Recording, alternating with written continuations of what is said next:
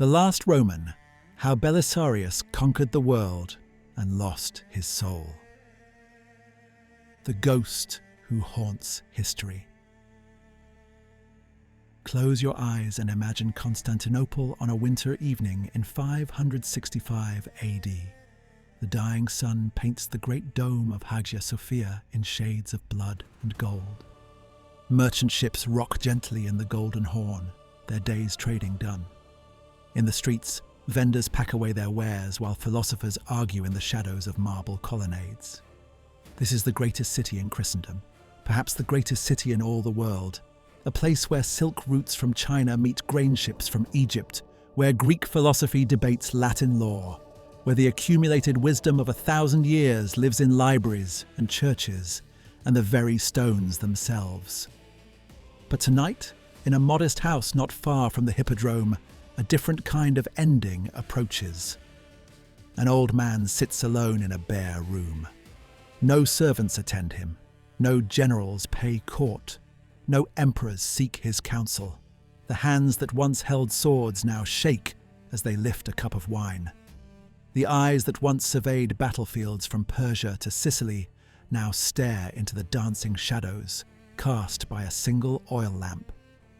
His name, once shouted in victory across 3 continents, once whispered in fear by barbarian kings, once spoken with gratitude by millions he'd saved, is almost forgotten now.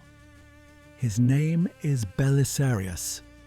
Across the city, in the great palace with its 1,000 rooms and 10,000 servants, another old man lies dying. Emperor Justinian, who has ruled for 38 years, who rebuilt Hagia Sophia and reconquered half the Mediterranean, who codified Roman law and dreamed of restoring the empire to its ancient glory. He takes his final breaths surrounded by courtiers and priests, by luxury and power, by all the trappings of absolute authority. It seems fitting somehow that these 2 men, whose lives were so intertwined they might as well have been one, should die within months of each other. The emperor in splendor, the general in obscurity, the one who commanded, the one who obeyed, partners in glory, partners in guilt, and in the end, partners in mortality. But history has a strange sense of justice. Today, 15 centuries later, we remember Justinian primarily as the emperor who had Belisarius. We remember the reign because of the general, the throne because of the sword that defended it. And when we speak of the last days of ancient Rome, when we talk about the final flowering of classical civilization before the long night of the Dark Ages, we don't speak of emperors and their grand ambitions.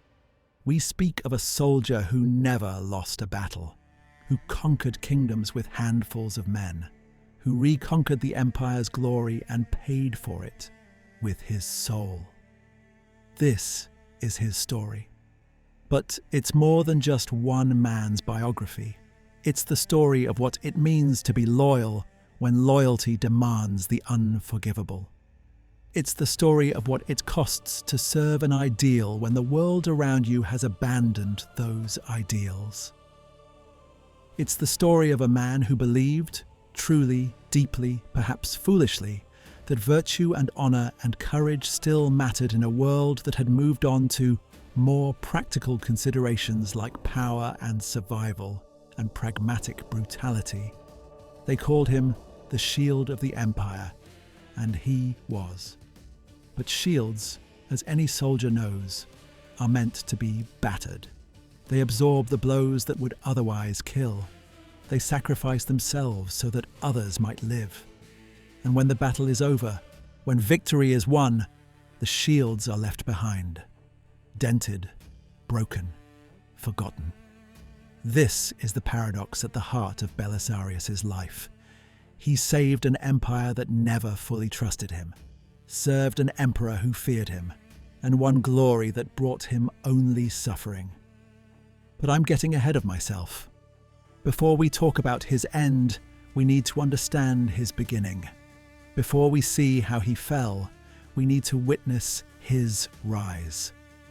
And that rise began not in the marble halls of Constantinople, not in the perfumed courts of power, but in the dust and blood of the eastern frontier, where a young officer learned that genius matters more than numbers, and that sometimes the only way to win is to make your enemy beat himself. So let us travel back in time. Let us go to the year 530, to the fortress town of Dara on the Persian frontier, where a 25-year-old commander is about to face 20,000 enemy cavalry with half that number of Romans. Let us witness the impossible. Let us see the birth of a legend. Part 1. The Forge of Genius. Dara, 530 AD, where legends are born. The first thing you notice on the eastern frontier is the heat. Not the gentle warmth of a Mediterranean summer, but a brutal, crushing weight that presses down from a white sky. It's the kind of heat that makes your armor burn against your skin, even though you're standing in shade. The kind of heat that turns your throat to parchment after just minutes in the sun. The kind that makes every breath feel like you're inhaling embers from a blacksmith's forge. The second thing you notice is the silence before battle. On this morning in June, 530 AD, 10,000 Roman soldiers stand in formation near the fortress town of Dara, watching the eastern horizon.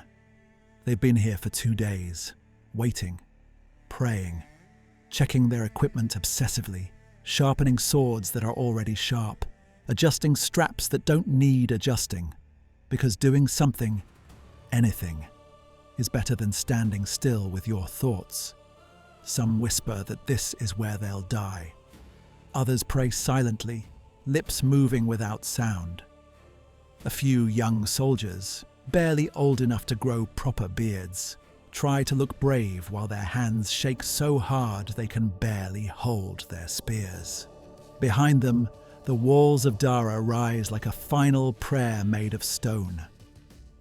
Beyond those walls lies the empire, the farms and villages and cities that these men have sworn to protect. Beyond the empire, everything their families have ever known. And ahead of them, stretching across the shimmering desert like a dark tide come to drown the world, comes death. 20,000 Persian cavalry. Maybe more. It's hard to count when they stretch across the horizon like a second landscape. The morning sun catches on their scale armor, making them appear like a dragon's hide come to life. Each warrior a scale in a massive, unstoppable beast. Their horses, the finest bred in the East, worth more than most Roman soldiers will earn in a lifetime, paw at the earth, eager for the charge. Above them, silk banners flutter in the hot wind, the ancient symbols of Persia, of the Sassanid kings who claim descent from gods themselves, who've been fighting Rome since before Christ walked the earth. These are not raiders or bandits looking for easy plunder. This is not some tribal warband that can be bought off with gold and sent home. This is the professional army of an empire that has fought Rome for centuries and, in recent years, has beaten her again and again. These are the immortals they call themselves, not because they can't be killed, but because whenever one falls, another instantly takes his place, making the unit appear eternal, unkillable, inevitable as death itself. The Romans watching them have every reason to be terrified. In the Roman camp, a young officer named Belisarius stands atop a makeshift observation platform, just some planks laid across supply wagons, with his hand shading his eyes as he studies the enemy formation. He is just 25 years old. 25. An age when most young men of Constantinople are still learning how to navigate the politics of dinner parties, still figuring out whether they prefer philosophy or rhetoric, still agonizing over what career might please their fathers. But Belisarius has spent the last 7 years on this frontier, learning a very different kind of lesson. How to survive when you're outnumbered, outflanked, and out of options. How to turn desperate situations into survivable ones. How to win when winning should be impossible. He's not what you'd expect of a great general. No magnificent beard like the senators in Constantinople who've never seen a battlefield. No ornate armor covered in gold leaf and precious stones. No entourage of sycophants telling him how brilliant he is. Instead, he's lean, almost ascetic in his appearance, with dark eyes that seem to take in every detail. The way that veteran's horse on the left flank favors its left foreleg slightly. The small gap in the enemy's formation where their light cavalry meets their heavy infantry. The direction of the wind that will carry arrows one way or another. The quality of the light that will affect depth perception when the fighting starts. "Sir," a voice interrupts his thoughts. It's Procopius, his young secretary, a man who would one day write the history of these wars and make Belisarius famous to every generation that follows. Right now, though, he's just a terrified clerk in ill-fitting armor, trying desperately not to show his fear and failing completely. The men want to know. That is, the tribunes are asking. They're wondering if... They want to know if we're going to die today. Belisarius doesn't turn around. His eyes remain fixed on the Persian host, counting, calculating, measuring distances with the precision of a mathematician. And they want to know if I have a plan, or if I'm just as scared as they are, and whether their wives will get their death benefits, and if they should write final letters home. Is that about right? Procopius swallows hard. Well, yes, sir. Essentially, yes. Tell them, Belisarius says slowly, still not turning around, that death is always an option. It's available to every man on this field.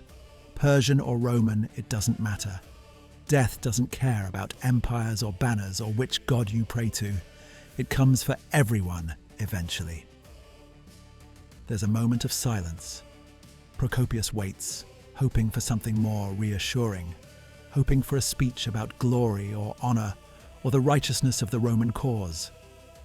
Finally, Belisarius turns, and there's something in his expression. Not quite a smile, but a kind of fierce, almost frightening confidence. But today, Procopius, today we're going to choose a different option. Today we're going to choose victory. And we're going to choose it because we're smarter than they are. Not braver, not stronger, not more numerous, just smarter. And in war, intelligence beats courage every single time. How? The word comes out as almost a whisper. Sir, they outnumber us 2-1. Their cavalry is the finest in the world.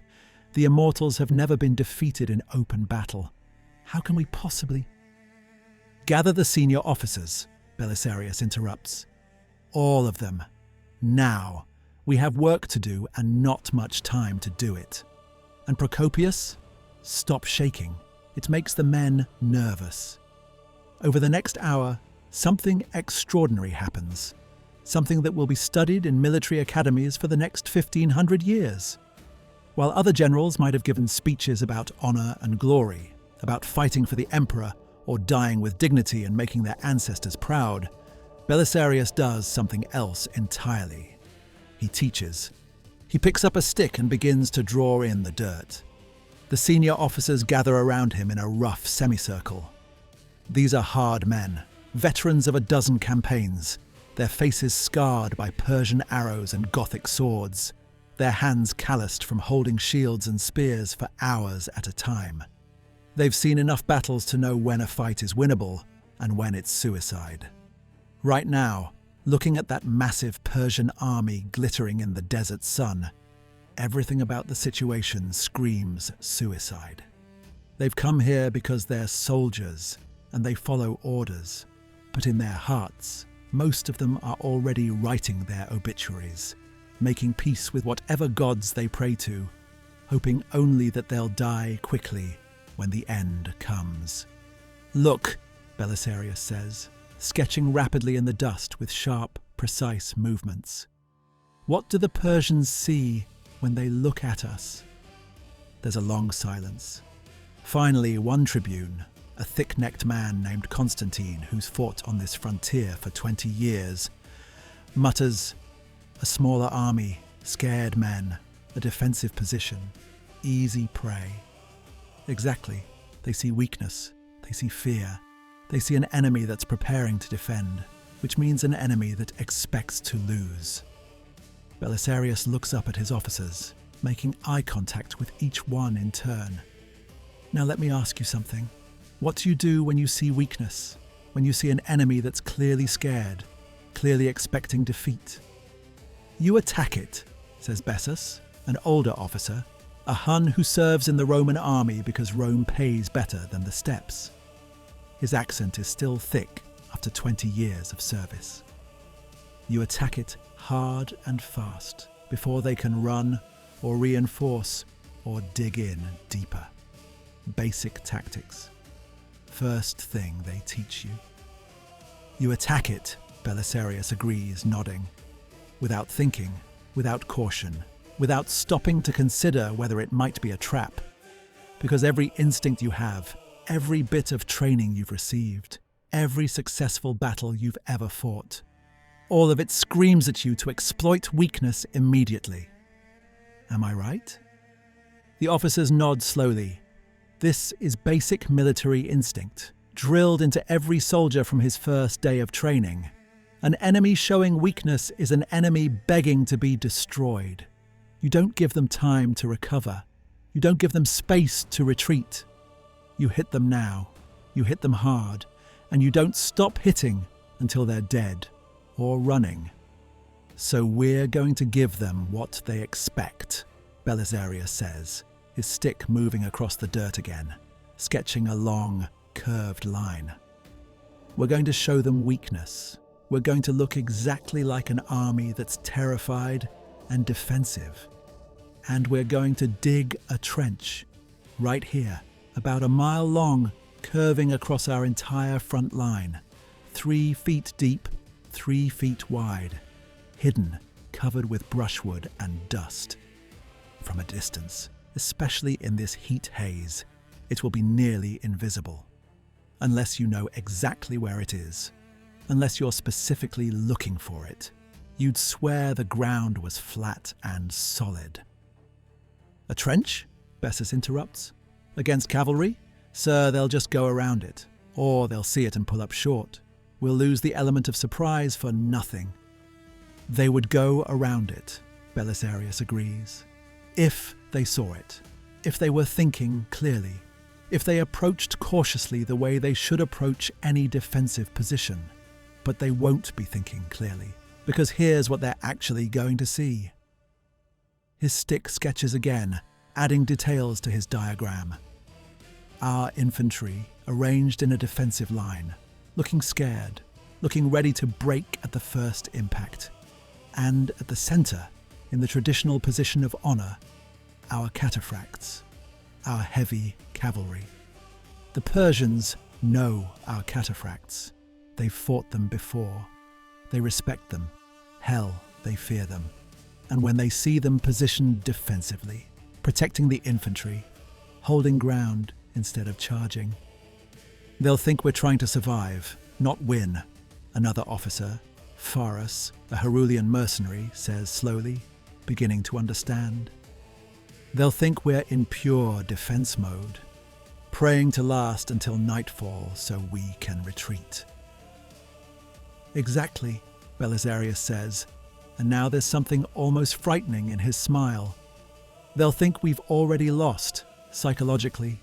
We're just too stubborn or too stupid to run yet. And they're immortals, their elite heavy cavalry, their pride and joy. They'll come straight for our centre, hard and fast. It's what they do. It's what they've always done. It's worked for them for 500 years. Why would they do anything different?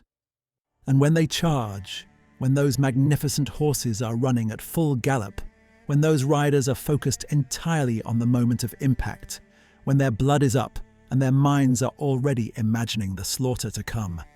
Their horses are going to hit that trench. The officers are silent for a moment, imagining it. Really imagining it. Horses hitting an unexpected obstacle at 30 miles an hour. The front rank tumbling.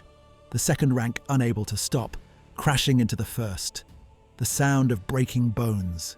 The screams of animals who've never done anything wrong except carry men to war. The chaos.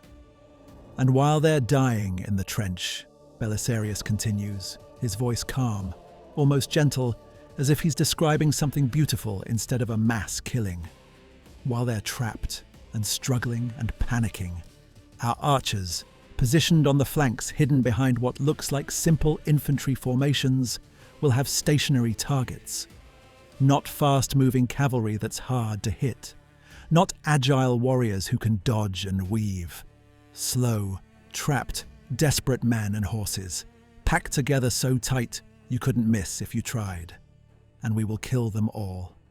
Every single one. We will turn that trench into a tomb. Bessas, the old Hun, smiles slowly. It's not a pleasant smile. It's the smile of a man who's seen countless enemies die and has come to appreciate the craftsmanship of a perfect trap.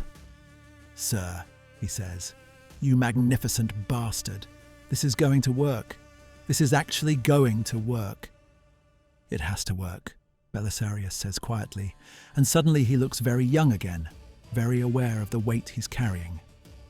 "Because if it doesn't, we're all dead by sunset. Now get the men digging. We have 4 hours until they attack, based on the time they'll need to organize that many troops and conduct their pre-battle rituals. 4 hours to dig a mile of trenches and hide them perfectly. And tell the men to save their strength when they can. They're going to need it. The digging is the easy part. The killing is what's going to exhaust them. What happens next becomes legend. Under the brutal sun, as the temperature climbs toward 100 degrees, 10,000 Romans dig. They dig in shifts, rotating so no man exhausts himself completely.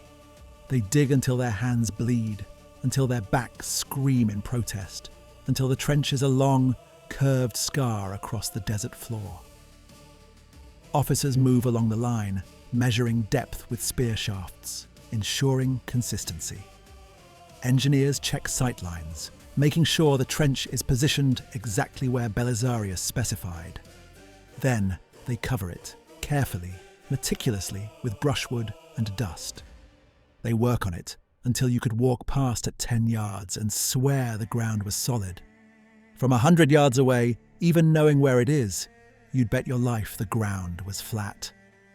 The Persians watch this activity with something between amusement and contempt.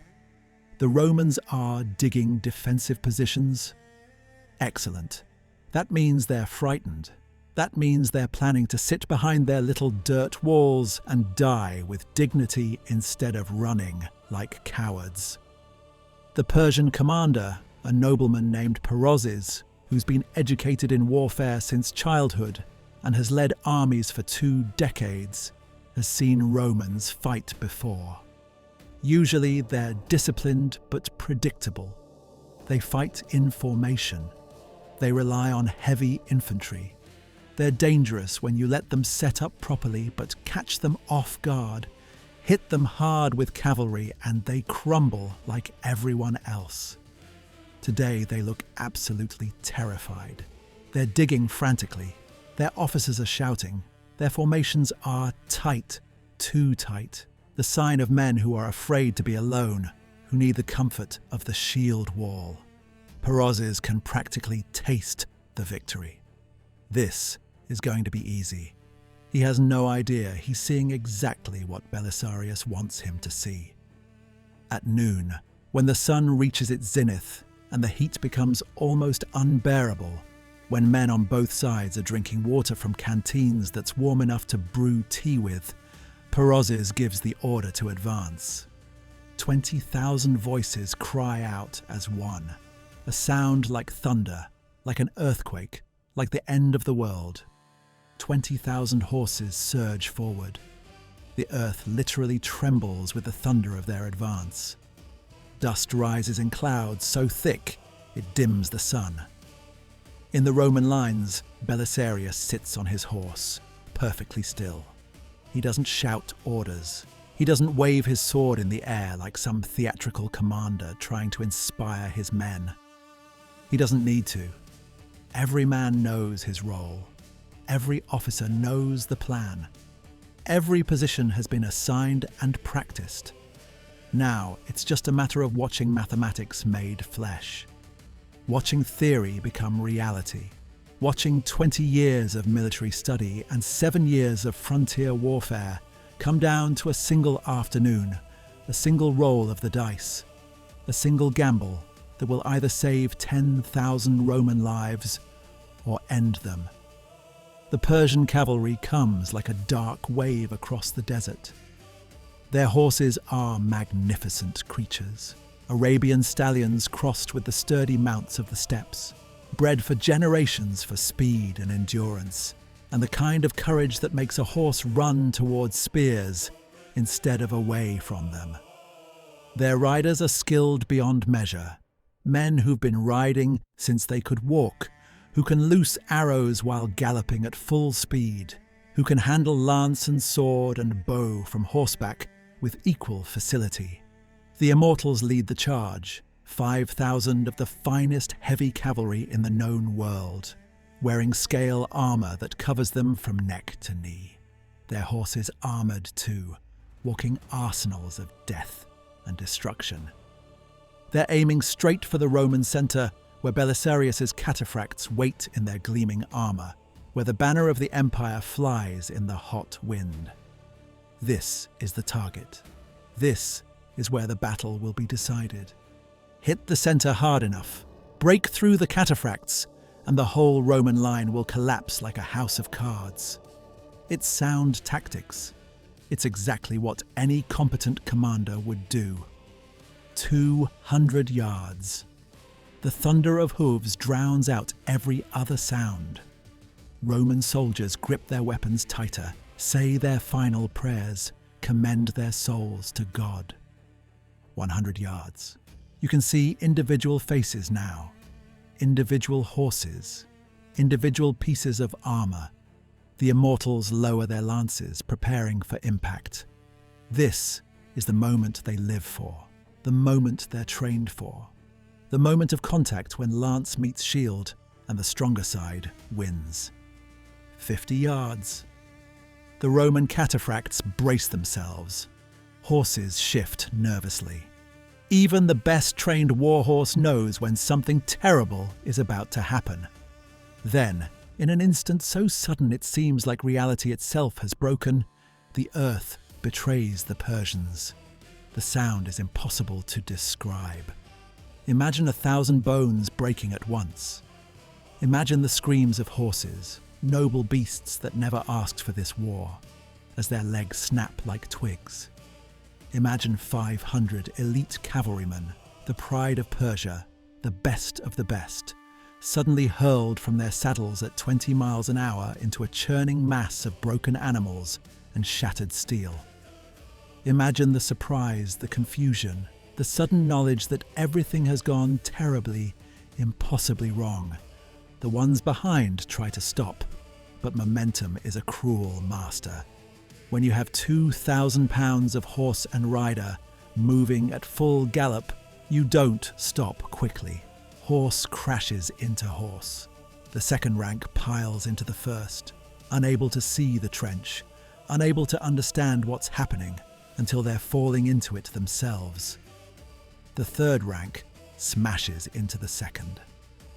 In less than a minute, 1,000 of Persia's finest warriors are trapped in a killing zone, struggling in the trench, screaming for help that won't come, trying to climb out over their own wounded and dying, their horses panicking and thrashing and making everything worse. And then, like rain in the desert, like judgment from heaven, the arrows begin to fall. From the Roman flanks, where Belisarius had hidden his archers behind what appeared to be simple infantry formations, comes death. Not the wild, scattered shooting of panicked men firing as fast as they can and hoping to hit something. Not the amateur spray and pray of citizen militia, but the disciplined, measured, professional shooting of men who've been doing this for years. Each archer takes his time, plants his feet, nocks his arrow, picks his target, draws, releases, watches the arrow fly, nocks another. The Persian cavalry, trapped in the trench, unable to move forward or back, unable to raise shields effectively while they're falling or struggling in the dirt, can do nothing but die. Perozes, watching from the rear with his staff officers, can't believe what he's seeing. For a moment, his mind literally can't process it.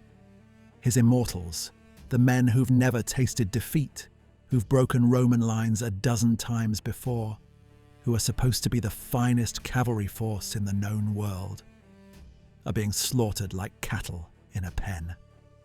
He can hear their screams from here. He can see the arrows falling like deadly rain. He can watch his careful battle plan disintegrating in real time. But he's a professional. He spent 30 years preparing for moments like this. Surprise is the enemy, but panic is worse. He immediately gives new orders. His light cavalry, faster, more maneuverable troops on unarmored horses, will flank the Roman position, circle around the ends of their line, and attack from the sides. It's the right move. Probably the only move. If he can't break through the center, he'll envelop them, surround them, attack from multiple angles until the Roman formation collapses. It's basic tactics. It should work. Except Belisarius has planned for this too. The moment, the very instant, the Persian light cavalry commits to the flanking maneuver, the moment they turn their horses and begin to move around the Roman line, Belisarius gives a signal. Just a raised hand. Nothing dramatic. But his officers have been waiting for it, watching for it, and they respond instantly. The Roman cataphracts, the heavy cavalry that the Persians thought were positioned defensively at the center, protecting the infantry, holding ground and waiting to be attacked, they suddenly charge. Not toward the broken immortals in the trench, where they'd just get tangled up in the mess. Not straight ahead where they'd be predictable, but toward the flanking Persian cavalry. These are not men playing defense.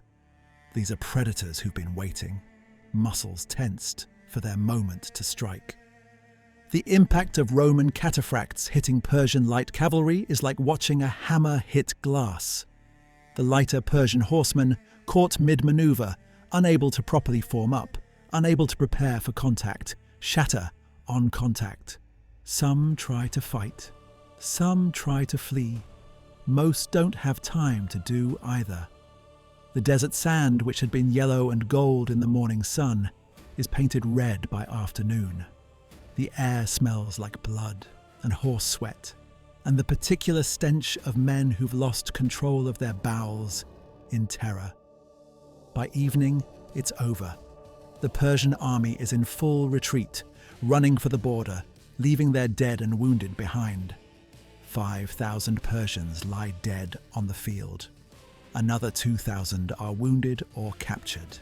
The rest are fleeing as fast as their horses can carry them, and they won't stop running until they're safely behind their own fortifications. The Roman casualties? 300. 300 men, in a battle where they were outnumbered 2-1, facing the finest cavalry in the known world, fighting in the open desert where cavalry should have every advantage. That night, in the Roman camp, the soldiers celebrate. They sing songs that haven't been sung in a generation. Songs of victory and glory and the triumph of Rome over her enemies. They drink wine liberated from the supply train. They embrace each other, weeping with relief and joy, unable to believe they're alive. They tell and retell the story of the battle, already beginning to exaggerate, to mythologize, to transform the confused terror of combat into something heroic and glorious. This is how legends are born. But Belisarius doesn't celebrate. He walks among the wounded, Roman and Persian alike, ensuring the surgeons do their work. He orders extra rations for the burial details, the men who will spend the next 3 days digging graves and burning bodies. He personally thanks every officer, every standard bearer, every man who held the line when everything depended on them holding. Then, late at night, standing on the walls of Dara, looking out at the desert where so many men died, he's approached by Procopius. "Sir," the secretary says quietly, carefully. He's learned over the course of this day to approach his commander with more respect. "You won a great victory today, the greatest victory on this frontier in 50 years. Maybe the greatest since the days of Trajan. Why do you look so troubled?" Belisarius is silent for a long moment, staring out at the dark desert, at the scattered campfires where the burial details work through the night. Finally, he speaks, and his voice is so soft that Procopius has to lean in to hear him. "I didn't win anything, Procopius. I just made fewer mistakes than my enemy. That's all any general ever does. We don't create victory, we just create conditions where the enemy destroys himself." And 5,000 men paid for Peroz's errors with their lives. Most of them were conscripts, farmers' sons, boys who'd never wanted to be soldiers, who'd rather be home planting barley or tending sheep. They died screaming in a trench, killed by arrows or crushed by horses or suffocated under piles of bodies. And for what? Some stretch of desert that nobody really wants? Some abstract concept of imperial honor? What did we actually accomplish here, really? He pauses, and when he continues, there's something almost desperate in his voice, as if he's trying to convince himself as much as Procopius. Do you know what the hardest part of being a general is? It's not the planning. That's actually the fun part. The intellectual challenge. The puzzle of how to turn disadvantage into advantage. It's not even the danger. I'd rather be in danger than be safe while my men die. No, the hardest part is knowing that every decision you make will kill someone. Every choice, every tactic, every strategy, it all comes down to the same question. Who's going to die? How many on our side? How many on theirs? How do you weigh those lives? How do you decide that 300 Romans dead is acceptable because 5,000 Persians died? What mathematics says that's a good trade? Who gave me the right to make that decision? "But we won," Procopius insists, struggling to understand. "We saved the frontier. We protected the empire. We did what soldiers are supposed to do. Yes, we won." Belisarius turns to look at his secretary, and there's something ancient in his eyes, something far older than his 25 years. Remember that word, Procopius. We, not I. A general doesn't win battles. He makes plans, certainly. He gives orders. He studies terrain and enemy tactics and logistics. But the actual winning, the blood and sweat and terror of combat, the moments of desperate courage that turn the tide, the men who hold the line when every instinct screams at them to run, that's all done by the soldiers, the ones who dig the trenches in the blistering sun, the ones who stand in formation when 20,000 enemies are charging straight at them, the ones who loose arrows into the bodies of men who, in a different world, might have been their friends. They're the ones who win battles. I just point them in the right direction and pray to God I've pointed them correctly. He pauses again, and when he speaks next, his voice is barely a whisper. And when I've pointed them wrong, when I've made a mistake, when my plan falls apart, they're the ones who pay for it, not me, never me. I sit on my horse at the back, safe and comfortable, watching men die because of decisions I made. And afterward, people call me a hero. Me, not the men who actually fought, not the ones who actually bled. Me, the man who just drew pictures in the dirt. Sir, remember that when you write your histories, Procopius. Remember that generals don't win wars. Soldiers do. We just try not to get too many of them killed while they're doing it. Procopius nods slowly, though he doesn't fully understand. Not yet. Not really. He won't truly understand until he's written his histories, until he's spent years recording the campaigns of Belisarius, until he's seen enough battlefields to know the truth. That victory always costs more than anyone expects. That glory is another word for grief. That the difference between a hero and a monster is sometimes just which side of the line you're standing on. But there's something else happening in this moment. Something neither man fully grasps yet. Something that will echo through the years to come. News of this victory will travel fast. In a week, it will reach Ctesiphon, the Persian capital, where it will cause consternation and anger and a complete reorganization of their frontier defenses. In 2 weeks, it will reach Constantinople, where Emperor Justinian will hear about it, while reclining on silk cushions in the great palace, surrounded by eunuchs and courtiers and sycophants who've never seen a battlefield. And Justinian will smile, but it won't be the smile of a man pleased with his servant's success. It won't be the smile of an emperor grateful for his general's victory. It will be the smile of a shrewd politician who's just realized something dangerous, something potentially threatening, something that will shape all his future decisions.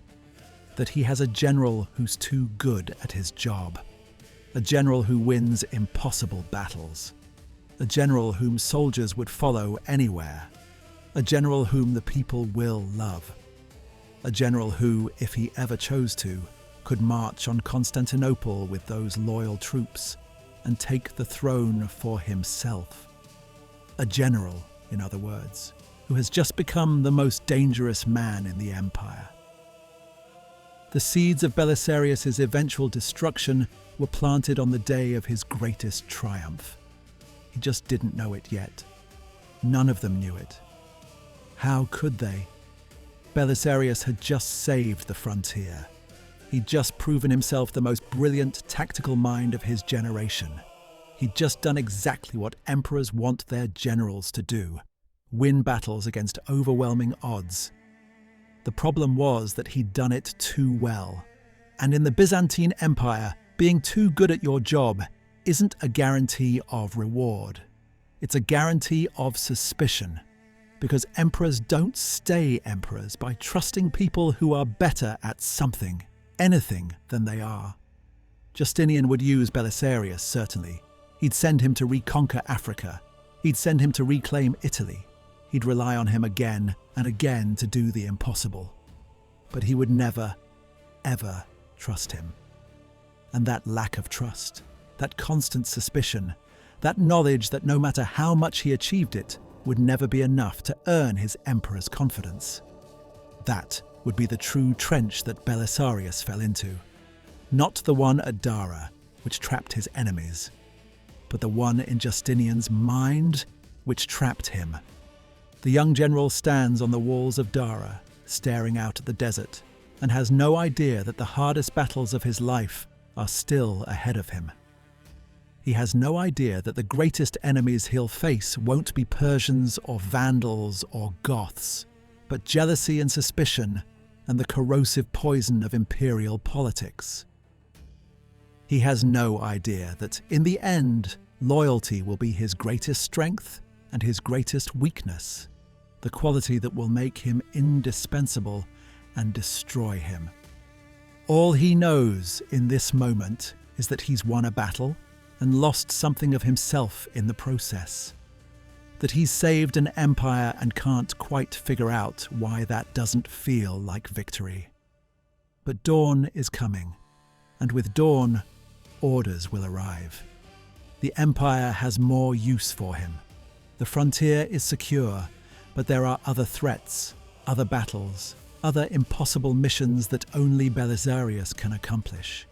And he'll accept them, because that's what loyal soldiers do. They serve, they obey, they sacrifice, even when the cost becomes unbearable. Part 2. The Blood of Constantinople. 532 AD, when citizens become enemies. 2 years pass after Dara.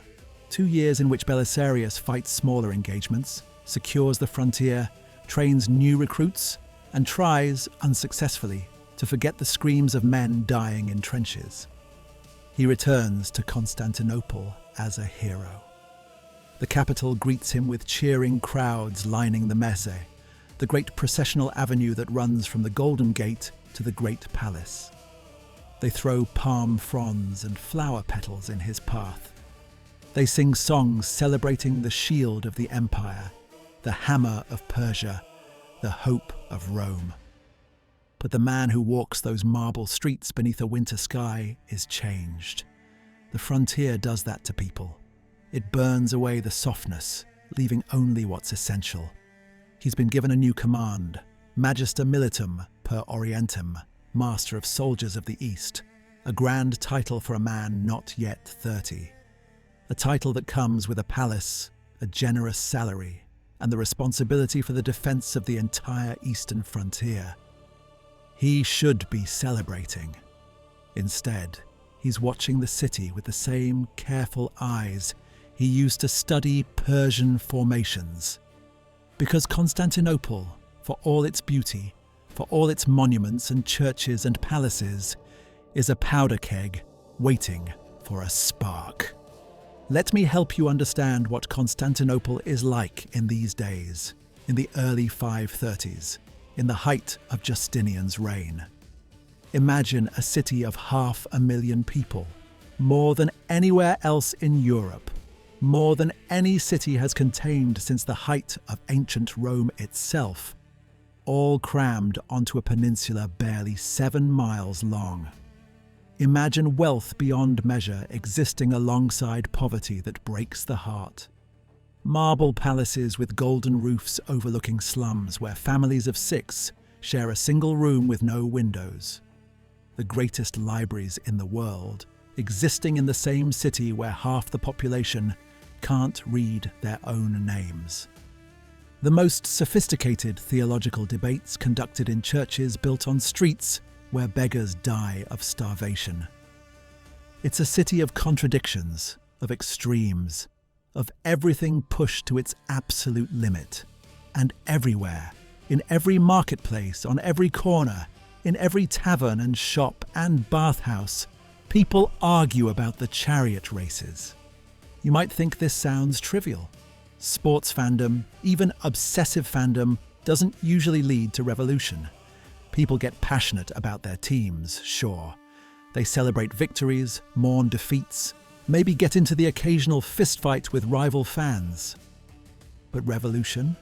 Over chariot racing? It sounds absurd. But in Constantinople, the racing factions, the blues and the greens, are so much more than just sports clubs. They're political parties, they're social movements, they're neighborhood gangs, they're patronage networks. They're how you identify yourself in this city. More fundamental than your job, more important than your church, more defining than your family name. Are you a blue or a green? It's not a question. It's an identity. It's who you are. The blues generally support the emperor and the established order. They tend to attract the wealthy, the powerful, the people who benefit from things staying exactly as they are. The greens, on the other hand, tend to attract the discontented, the poor, the angry, the people who have nothing to lose and everything to gain from change. And in January of 532, both factions have something to be very, very angry about. It begins, as these things often do, with something small. an execution, or rather, a botched execution. The authorities try to hang several criminals, some blue, some green, for various offences: murder, theft, assault, the usual crimes that plague any large city. In a normal place, this would be routine. But in Constantinople, even the gallows are partisan. The crowd gathered to watch divides itself by faction, blue on one side, green on the other, shouting insults at each other, even while watching men die. But then something goes wrong. The rope breaks. Once, twice. 2 men, 1 from each faction, survive what should have been their execution. The crowd sees this as a sign from God. Divine intervention. Providence saying these men should live. They demand the men be pardoned. The authorities, unwilling to look weak, unwilling to set a precedent that hanging criminals twice is too much trouble, refuse. This should be a minor incident, a footnote, a story people tell in taverns and forget by morning. Instead, it's the spark. On January 13th, during the races at the Hippodrome, something unprecedented happens. Something that hasn't occurred in living memory. Something that most people would have said was impossible. The blues and the greens, bitter enemies who've spent generations beating each other in the streets, burning each other's houses, killing each other over the colour of a racing tunic, unite. Together, they begin chanting a word that hasn't been heard in the capital in decades. A word that makes the imperial guards on the hippodrome walls grip their spears a little tighter, that makes the emperor's advisors go pale, that changes everything in an instant. Nika, victory. Not victory for the blues, not victory for the greens. Victory for the people. Victory over the emperor. Victory over the authorities who execute men twice. Over the tax collectors who bleed the poor dry. Over the corrupt officials who take bribes and sell justice. Over the whole rotten system that keeps the rich comfortable and the poor desperate. Nika, Nika, Nika. What follows is chaos beyond imagining. For 5 days, Constantinople burns. The mob, tens of thousands strong, united in rage, attacks everything that represents imperial authority. They burn the tax office, and with it, all the records of who owes what. Decades of debt, gone in an afternoon. They storm government buildings, hanging officials from lampposts. They break open prisons, freeing criminals and political prisoners alike. They attack the houses of wealthy senators, anyone associated with Justinian's regime, anyone who's grown fat off the suffering of the poor. The Senate House burns. The first original church of Hagia Sophia, built by Constantine's son Constantius II nearly 2 centuries earlier, catches fire and burns to its foundations. Half the city falls to the flames. The smell of smoke hangs so thick in the air that you can barely breathe. At night, the city glows red, as if hell itself has opened beneath Constantinople. The mob storms through the streets, tens of thousands strong, no longer controlled by anyone, no longer following any plan, just a pure expression of rage and frustration, and the desperate hope that maybe, just maybe, if they break enough things and kill enough people, something will change. They demand Justinian's abdication. They proclaim a new emperor, Hypatius, a nephew of the former emperor Anastasius, dragged from his house and crowned with a golden chain because nobody can find an actual crown. Whether Hypatius wants to be emperor or not is irrelevant. The mob has decided, and in this moment, the mob rules Constantinople. In the Great Palace, Emperor Justinian faces the crisis of his reign. On the 5th day in the council chamber, surrounded by his most powerful advisors, he prepares to do what every sane person is telling him to do. Run. Escape while he still can. Ships are ready in the harbour. Gold is packed. They can flee to Anatolia, regroup, come back with an army. retake the city later, live to fight another day.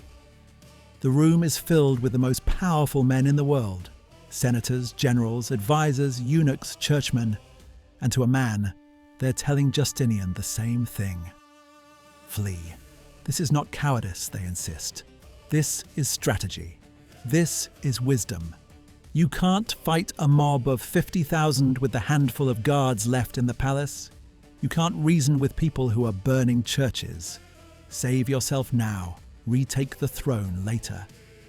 Justinian, for perhaps the only time in his life, looks uncertain. He's always been the shrewd one, the clever politician, the man whose 3 moves ahead of everyone else. But this is different. This isn't political maneuvering. This isn't court intrigue. This is the whole city rising against him like a single beast. He can hear the chants even here, through the thick palace walls.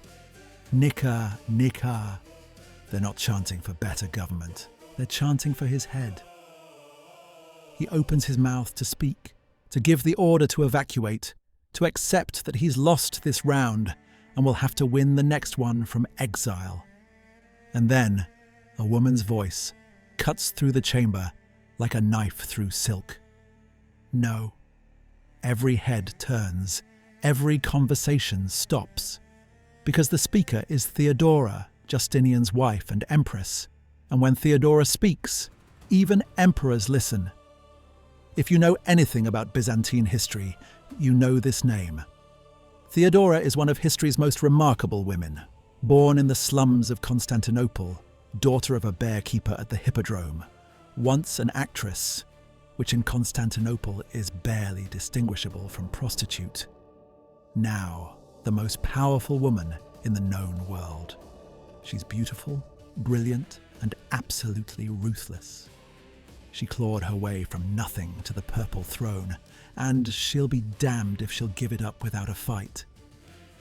She stands from her chair slowly, deliberately, and though she's tiny, every person in that room suddenly feels smaller. When she speaks, her voice is calm, almost conversational, the way you discuss the weather or the price of bread. But there's steel underneath. There's iron. There's a will that makes generals look away. "My lords," she says, looking at each senator, each general, each advisor in turn, holding their eyes until they look away. "I understand your concern. I see your fear. And I know that fleeing might seem like wisdom right now. It might seem like the smart play, the safe choice, the reasonable thing to do in an unreasonable situation. But let me offer you a different perspective. Let me share with you a piece of wisdom I learned in the gutter, long before I ever saw the inside of a palace." She pauses, and in that pause the room holds its breath. Purple makes an excellent shroud. The silence is absolute. Every person there knows exactly what she means. Purple is the colour of emperors. Once you wear it, there's no going back to being a private citizen. Once you've held absolute power, once you've worn the diadem and sat on the throne and commanded armies and made laws, exile is just a slower form of death. Maybe you survive physically. Maybe you live 20 more years in some provincial town. But you're already dead inside, killed by the knowledge of what you once were and will never be again. "If you want to run," Theodora continues, her voice still calm, still reasonable, but with an edge now that makes it clear this is not a suggestion. "Then run. Take the ships. Take the gold. Run to Anatolia or Egypt or Persia or hell itself, for all I care. Save your lives. Live as peasants in some dirty village, always looking over your shoulders, always wondering when the assassins will come. Because they will come, my lords. Make no mistake about that. The moment we flee, someone else will take this throne. And that someone will send killers to ensure we never try to reclaim it. Your exile will be comfortable for maybe a year, maybe 2 if you're lucky. And then, one night, a knife in the dark, poison in your wine. a quiet death in a quiet place, unmourned and unremembered. She turns to Justinian and something passes between them, some understanding that only people who've climbed from the gutter to the throne can share, some recognition of what they've built together and what it would mean to lose it. Is that the life you want, husband? To die like a coward in some dirty village, your legacy a footnote about the emperor who ran, to spend your final days wondering what might have been, had you only had the courage to fight? Justinian stares at her, and for a moment the whole chamber waits, balanced on the edge of a decision that will determine the fate of the empire. As for me, Theodora says, turning back to the assembled lords, I'm staying.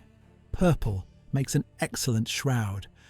I will die as an empress in this palace, wearing these jewels, sitting on this throne, or not at all. But I will not run. I will not hide. I will not spend what's left of my life wondering if I could have held on to what I built. If the mob wants my head, they can come and take it, but I'm not going to hand it to them on a ship to Anatolia. The silence that follows is profound. Then, slowly, like a man waking from a dream, Justinian nods. We stay, he says quietly. Then, louder, we stay, we fight, we hold what's ours. But how, Majesty? An advisor speaks up, his voice shaking slightly. They have the hippodrome. They have half the city. They have numbers and momentum and rage. We have these walls and maybe 2,000 guards, most of whom are terrified. How can we possibly... There is one option, another advisor interrupts. General Belisarius is in the city. His troops, the veterans from the Persian frontier, the men who fought at Dara, they're loyal to him absolutely. If anyone can break this rebellion. Some historians suggest Belisarius was already in the chamber advising the emperor. This part is not very certain. The room shifts uncomfortably. Everyone understands what using Belisarius means. It means trusting him with the emperor's life. It means giving him authority over the capital. It means placing the fate of the empire in the hands of a general with loyal troops. And every person in this room knows how that story usually ends. That's how dynasties fall. That's how new emperors are made. A general with loyal troops, in control of the capital, with the current emperor dependent on him for survival. It's a recipe for coup, for usurpation, for the complete overthrow of the established order. But Theodora, who understands people in a way that sheltered courtiers never will, speaks again. Send for Belisarius, she says. He'll save us. Because unlike every other general in this empire, unlike every ambitious nobleman and scheming courtier, that poor fool actually believes in loyalty. He actually thinks virtue matters. He's the only man in Constantinople who would save an emperor and not try to replace him. Send for him. She's right, of course. When the summons reaches Belisarius in his villa, when messengers arrive breathless and terrified to tell him that the emperor needs him, that the empire is falling, that everything depends on him, he doesn't hesitate. He doesn't negotiate for position or rewards or guarantees. He doesn't demand promises or honors or gold. He simply gathers his bucellari, his personal household cavalry, the veterans of Dara, men who would follow him into hell if he asked, and marches toward the hippodrome. Let me describe what he's walking into so you understand the magnitude of this moment. The hippodrome is the largest structure in Constantinople after Hagia Sophia. It's a massive U-shaped arena, modelled on the Circus Maximus in Rome, with marble seating for 80,000 people. Right now, 30,000 rebels are packed inside, celebrating their victory, planning their next move, convinced they've won. They've proclaimed their new emperor. They've burned half the city. They've driven the legitimate emperor into his palace like a rat into a hole. As far as they're concerned, the hard part is over. Now it's just a matter of finishing the job, storming the palace, killing Justinian, and anyone loyal to him, and starting fresh. They don't know that death is marching toward them through the streets of their own city. Belisarius and his cavalry approach from the south, through narrow streets that still smell of smoke from the fires, past burned-out buildings and corpses left unburied in the chaos. The sound coming from the hippodrome grows louder as they get closer, louder than any battle, more frenzied than any victory celebration. It's the sound of 30,000 people who believe they're making history, who think they're part of something glorious, who have convinced themselves that what they're doing is righteous and just and necessary. One of Belisarius's officers, a grizzled veteran named Mundus, who's fought in more battles than most men can count, rides up beside him. His face is grim. He's seen what's happening, and he doesn't like it one bit. "Sir," Mundus says, his voice low, "there are too many. Even if we had 10,000 men, we couldn't arrest them all. We couldn't even separate the leaders from the followers. And if we try to negotiate, they'll tear us apart. They're beyond reason now, beyond fear. They think they've already won." "I know," Belisarius says quietly, his eyes fixed on the hippodrome ahead. "Then what are we doing here? What's the plan?"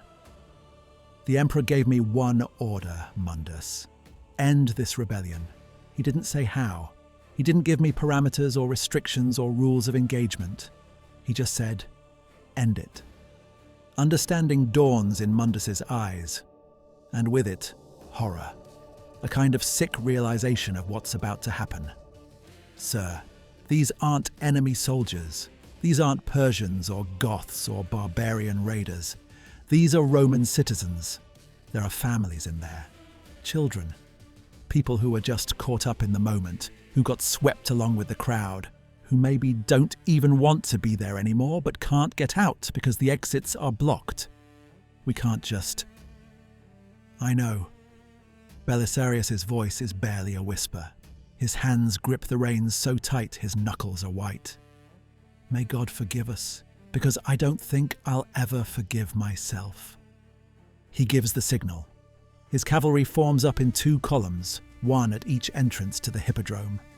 The rebels inside don't notice at first. They're too busy celebrating, too caught up in their moment of triumph, too focused on their new emperor and their dreams of what comes next. Some are drunk, some are merely intoxicated by the belief that they're making history, that they're part of something important, that their children will sing songs about this day. They have no idea that they're about to die. Then the doors burst open, and death floods in like a tide. What happens next is not a battle. It's not even a fight. It's a slaughter. Belisarius's cavalry charges into the packed arena, and there's nowhere for the people to run. The exits are blocked by the cavalry. The walls are too high to climb. The seating is so packed with bodies that you can't move, can't flee, can't even raise your arms to protect yourself. They're trapped in a killing box of their own making, and the killing begins immediately. The sound is beyond description. Try to imagine it. 30,000 people realizing all at once that they're going to die. The screams, the prayers, the begging, parents throwing themselves over children, trying to shield them from blades that don't distinguish between guilty and innocent, between rebel and bystander, between those who wanted this and those who just got caught in the crowd. The horses neighing in distress. Even war horses, even animals trained for battle, know that something wrong is happening, something that violates every natural law. The steel cutting flesh, the blood splashing on marble that was never meant to be stained this way. Belisarius sits on his horse at the entrance, watching. He doesn't join the killing. He doesn't need to. His presence is enough. The general who ordered this, who made this decision, who will carry this weight for the rest of his life. His face is like stone. But if you looked closely, if you could see past the mask of command, you'd see something breaking inside him. Something dying that will never come back to life. The killing goes on for hours. When the cavalry tires, fresh troops rotate in. When swords get dull from use, they're replaced. It's methodical. It's efficient. It's the Roman military machine doing what it does best. Killing people who need to be killed, as decided by those in power. Later, historians will argue about the numbers. Some say 10,000 died. Some say 30,000. Some say everyone in the hippodrome that day. The truth is that nobody counted. Nobody could count. The bodies were piled so high in some places that they had to be burned right there in the arena because there was no way to move them all. The blood literally ran out of the hippodrome into the streets, flowing like water from a broken fountain, staining the marble and the stones and the ground itself. By evening, when it's finally over, when the last screams have faded, and the only sound is the crackling of fires where bodies are being burned, the hippodrome looks like something from hell itself. Like a vision from the Book of Revelation. Like the end of the world come early. Belisarius rides back to the palace through streets that are now completely silent. The rebellion is over. Constantinople is saved. The emperor is secure on his throne. Order has been restored. The taxes will be collected. The government will function. The empire will continue. But at what cost? That night, Theodora summons him to the palace. She receives him in a private chamber, surrounded by silk and gold, and all the luxuries of power that she's fought so hard to win and to keep. She's smiling. She's triumphant. She's saved her throne, and she knows it. "You saved the empire today, General," she says, gesturing for him to sit, to take wine, to relax in the presence of power. The emperor is grateful. "I am grateful. Name your reward, and it shall be yours. Gold, land, a higher position, anything within our power to grant." Belisarius doesn't answer immediately. His armor is still spattered with blood. Not his own, but that hardly matters. His eyes are hollow, haunted, staring at something only he can see. Finally he speaks, and his voice sounds like it's coming from a great distance.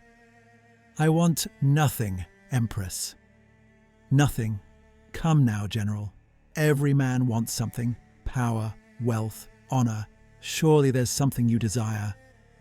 "I want to leave this city," Belisarius says quietly. "Send me anywhere. Send me to Africa to fight the Vandals. Send me to Italy to fight the Goths. Send me back to Persia to fight people I'm supposed to kill. Just not here. Not this. Never this again." Theodora studies him for a long moment, and surprisingly, her expression softens slightly. "You think you're the first man to kill for the empire and hate himself for it? You think you're the first to learn that loyalty comes with a price, and that price is measured in blood and nightmares, and the faces you see when you close your eyes? I'll tell you what you learned today, General. You learned that there are no clean choices in this world. There are only necessary ones. You saved 200,000 lives by ending 30,000. That's not murder. That's mathematics." "It doesn't feel like mathematics, Empress. It feels like damnation." "Good," she says sharply. "The day it stops feeling like damnation is the day you become a monster. As long as it hurts, as long as it costs you something, you're still human. Hold on to that. Don't let it destroy you, but don't let it go either. The moment you stop caring is the moment you become like..." She gestures vaguely at the palace walls, at the court, at the whole rotten system they're all part of. "Like the rest of us." She stands, walks to a window overlooking the city.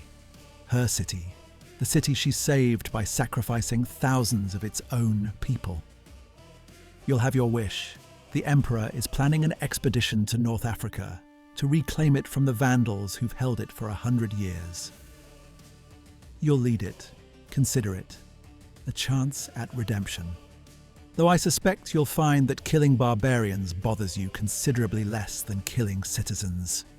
There's a comfort in fighting enemies who are clearly enemies, isn't there? No moral ambiguity. No wondering if you're on the right side. Just us and them, clearly defined, clearly separated. She turns back to him, and for a moment, the mask slips. For a moment, she's not the Empress, not the power behind the throne, just a woman who's done terrible things to survive and knows exactly what that costs. Go to Africa, General. Kill Vandals, reconquer lost provinces, win glory on distant battlefields. And maybe, if you're very lucky, you'll be able to sleep without hearing their screams. She's right, of course, but neither of them can know in this moment just how prophetic her words are. Belisarius will go to Africa. He will win an impossible victory. He will reclaim a lost province and return to Constantinople in triumph. But he'll never be able to unhear the screams from the hippodrome. They'll follow him to Africa. They'll follow him to Italy. They'll follow him through every battle, every victory, every moment of glory. A constant reminder of what loyalty costs, what service means, what empire demands. By saving Justinian during the Nika Riots, Belisarius has bound himself to the emperor forever. Not through gratitude. Justinian doesn't do gratitude, but through shared guilt. They both know what happened in the hippodrome. They both know what Belisarius is capable of when ordered to do what's necessary. And Justinian, shrewd politician that he is, knows that a general who can do what's necessary, no matter how terrible, is both the most valuable and the most dangerous tool an emperor can possess. As Belisarius leaves the palace, walking through the dark streets toward his home, he passes the hippodrome. They're still burning bodies inside. The smell of burning flesh carries on the cold winter wind. He can hear the workers singing as they work. Old songs, traditional songs, the songs Romans have sung while disposing of their dead for 1,000 years. The songs pretend that what happened here was normal, was ordinary, was just another day in the life of the empire. But it wasn't normal. It wasn't ordinary. Tens of thousands Roman citizens died today, killed by Roman soldiers, on the orders of a Roman general to save a Roman emperor. That's not war. That's not even politics. That's something darker, something more terrible, something that doesn't have a name because we prefer not to think about it too much. Belisarius stands there in the dark, staring at the smoke rising from the hippodrome, and knows with absolute certainty that he'll never be free of this. He's won another impossible victory. He's saved another emperor. He's done his duty. And once again, it tastes like ash, and sounds like screaming, and feels like damnation. But dawn will come. Orders will arrive. The empire has more use for him, and he'll accept them because that's what loyal soldiers do.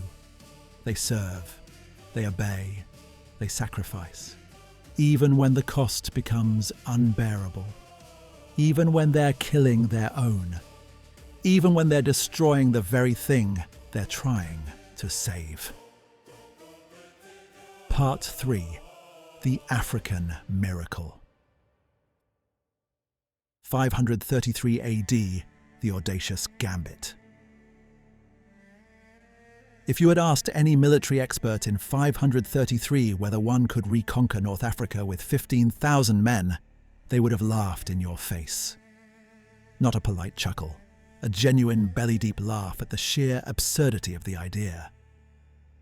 North Africa, the breadbasket of Rome, lost to the Vandals for nearly 100 years, defended by a kingdom with professional armies, fortified cities, and the greatest naval power in the Mediterranean.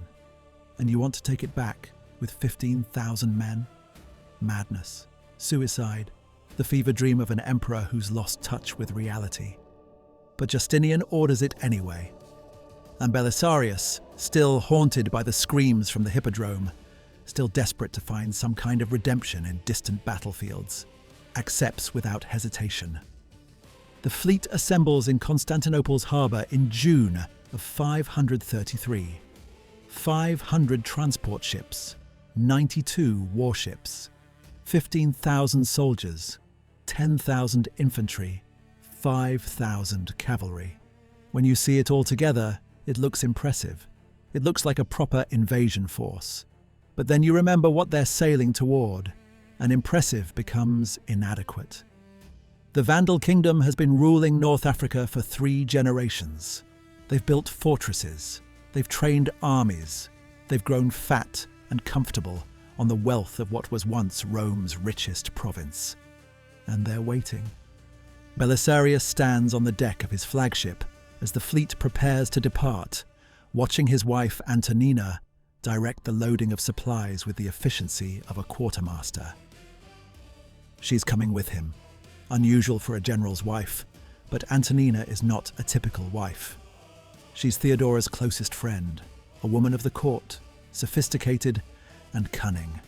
Some whisper that she's really coming as Theodora's spy, to ensure Belisarius doesn't get any ideas about keeping Africa for himself.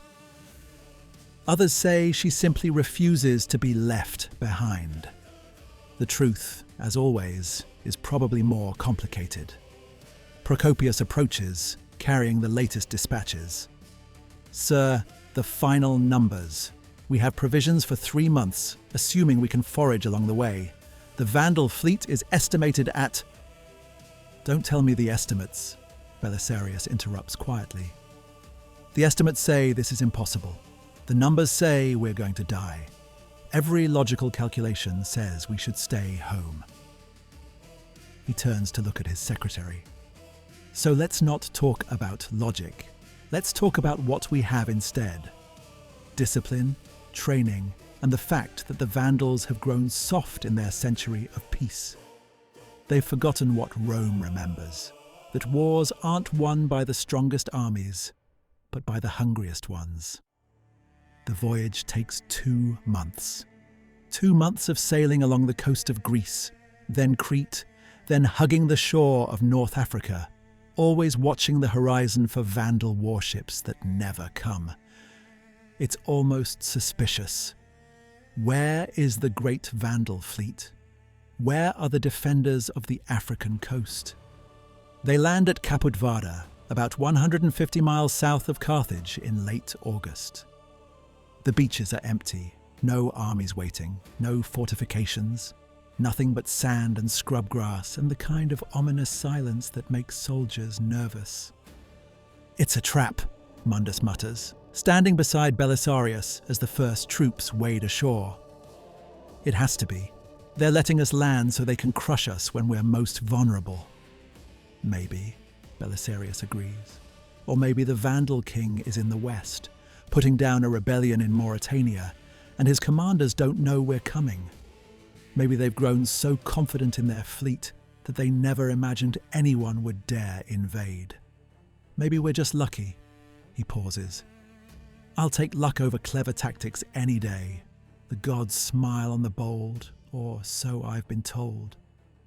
But it's not just luck, it's calculation. Belisarius has studied the intelligence reports. He knows that the Vandal king Gelimer is indeed in the west, dealing with internal problems.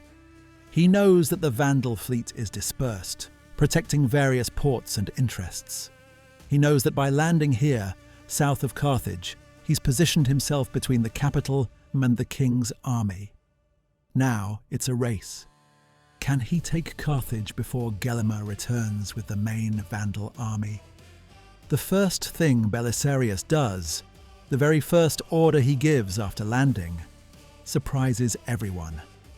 He doesn't order the army to dig fortifications. He doesn't send scouts racing ahead to locate the enemy. He doesn't do any of the normal things a general does after an amphibious landing. Instead, he forbids looting. Any man caught stealing from the local population will be executed, he announces to the assembled troops.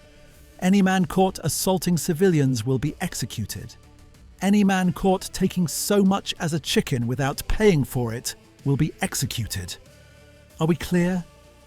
The soldiers stare at him like he's lost his mind. They've just sailed 2,000 miles to invade enemy territory, and he's worried about chickens? Sir, one tribune speaks up, confused and slightly angry. These are Vandal lands. The people here are our enemies. It's traditional to... These are Roman lands, Belisarius interrupts, his voice sharp as a blade. Held by Vandal invaders for 3 generations, yes.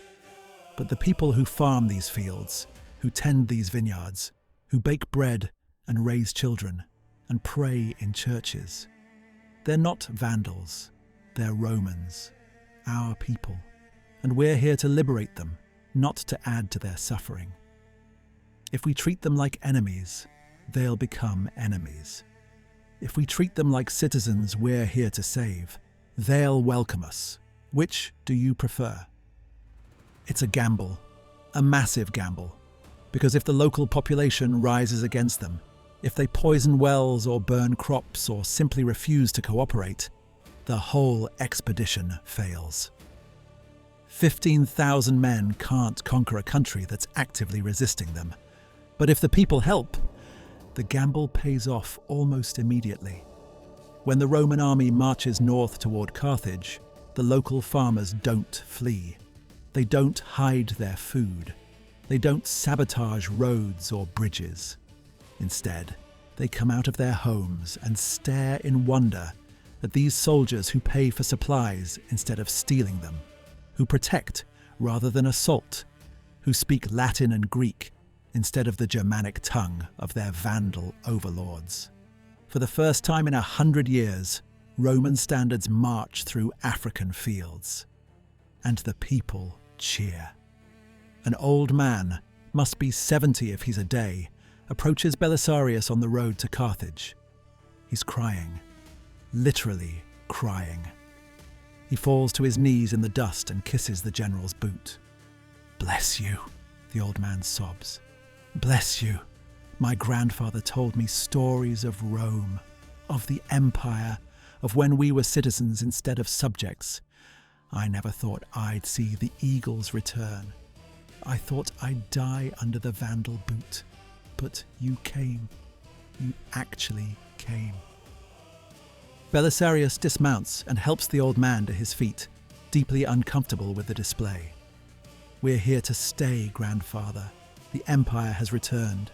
Africa is Roman again. But the Vandals, King Gelimer, his army...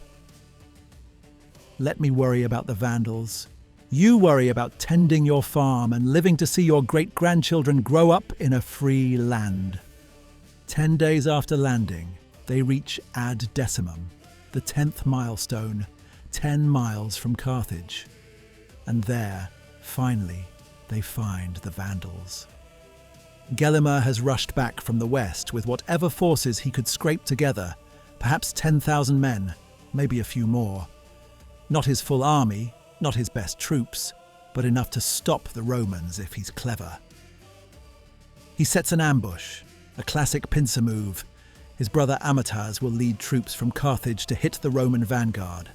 Gelimer himself will attack the main body. Another brother, Gibamund, will circle around and hit the rear. 3 attacks from 3 directions, crushing the Romans between them like a nut in a nutcracker. It's a good plan. It should work. But war has a way of making good plans fall apart. Amytas attacks too early, before his troops are properly formed up, before the other 2 forces are in position. His cavalry charges the Roman vanguard in a wild, disorganized rush, brave but foolish. The Romans, veterans of the Persian frontier, veterans of 100 border skirmishes, don't break. They don't even bend. They form a shield wall, brace their spears, and let the Vandals break themselves against Roman discipline. Amytas dies in the first charge. cut down by a Roman spear, and with his death, his attack collapses. The Vandal cavalry, seeing their commander fall, seeing the Romans holding firm, lose their nerve and flee back toward Carthage. Meanwhile, Gibbermund's flanking force runs into Belisarius's Hunnic allies, fierce nomad cavalry who'd rather die than retreat, and is annihilated. Gibbermund himself falls, and his entire force is scattered to the winds. That leaves Gelimer approaching with the main Vandal army, expecting to find Romans locked in combat with his brother's forces, ready to deliver the killing blow. Instead, he finds Roman troops relaxed and resting, his brothers dead, and his supposedly perfect ambush in ruins. He could still attack. He still has superior numbers, at least in this immediate location. He could charge the Romans while they're spread out, before they can fully concentrate their forces. A bold commander might salvage something from this disaster. But Gelimer isn't feeling bold. He's feeling shocked. His brothers are dead. His plan has failed. Everything he thought he knew about this battle has turned out to be wrong. So instead of attacking, he does the worst thing a commander can do in a fluid battle situation. He does nothing. He sits on his horse, staring at the corpse of his brother Amatas, and simply stops. Belisarius, seeing the enemy commander frozen with indecision, doesn't hesitate. He orders an immediate attack. His cavalry charges the disorganized Vandal army while their king sits paralyzed by grief. The Vandals break. They run. The great army that was supposed to crush the Roman invasion flees in panic, and Gelimer goes with them, abandoning Carthage, abandoning his treasury, abandoning everything. By nightfall, Belisarius is dining in the Vandal royal palace in Carthage. They set the table for King Gelimer, a feast prepared for a victorious king returning from battle. Belisarius sits in Gelimer's chair, eats Gelimer's food, drinks Gelimer's wine, and accepts the surrender of the greatest city in North Africa. It's been 10 days since they landed. 10 days to conquer a kingdom. But Gelimer isn't finished. He retreats to the interior, to Numidia, and spends the winter gathering a new army. Come spring, he'll return with everything he has. 40,000 men, some sources claim, though that's probably an exaggeration. Still, it's a massive force. Enough to retake Carthage. Enough to drive the Romans back into the sea. They meet at Tricamarum 3 months later in December. Another battle, another Vandal army. But this time, something different happens. This time, the Vandals fight with the desperation of men defending their last hope. They form a wagon fort, chaining their baggage wagons together into a defensive perimeter. They make the Romans come to them. The battle lasts all day. Roman cavalry charges the wagon fort again and again, and again and again they're repulsed. Men die by the hundreds. The ground turns to mud, mixed with blood and winter rain. By late afternoon, even Belisarius's most loyal officers are suggesting retreat, regrouping, trying again tomorrow. But Belisarius sees something the others don't. He sees that the Vandals aren't counterattacking. They're just defending. They're not trying to win. They're trying not to lose. There's a difference, and it's the difference between victory and defeat. "One more charge," he orders. "Everything we have, every man, every horse. Right at the center of their line. We break them now, or we all die trying." It's not tactical genius this time. It's not clever ambushes or hidden trenches. It's just raw courage and desperation and the willingness to bet everything on a single throw of the dice. The Romans charge. The Vandals hold. Steel crashes against steel. Men scream and die and fall into the mud. For 10 minutes, maybe 15, it could go either way. The battle hangs in perfect balance. Then, somewhere in the Vandal line, someone breaks. One man turns and runs, then another, then 10, then 100. The center collapses, and with it, the entire Vandal army. They flee into the desert, abandoning their wagons, their supplies, their king's treasure. Gelimer himself escapes, but his kingdom is finished. The war is over. The Vandal kingdom, which has ruled North Africa for 100 years, which humiliated Rome by sacking the Eternal City itself in 455, which built a maritime empire and challenged Rome's control of the Mediterranean. It all ends in a muddy field in Numidia, destroyed by 15,000 men who never should have won. 3 months later, Gelimer surrenders. They find him hiding in a mountain village, starving and desperate. When he's brought before Belisarius, he doesn't beg for mercy. He asks for 3 things: a loaf of bread he hasn't eaten in days, a sponge, his eyes are crusted with dust and tears, and a lyre. He wants to compose a song about his own misfortune. Belisarius grants all 3 requests.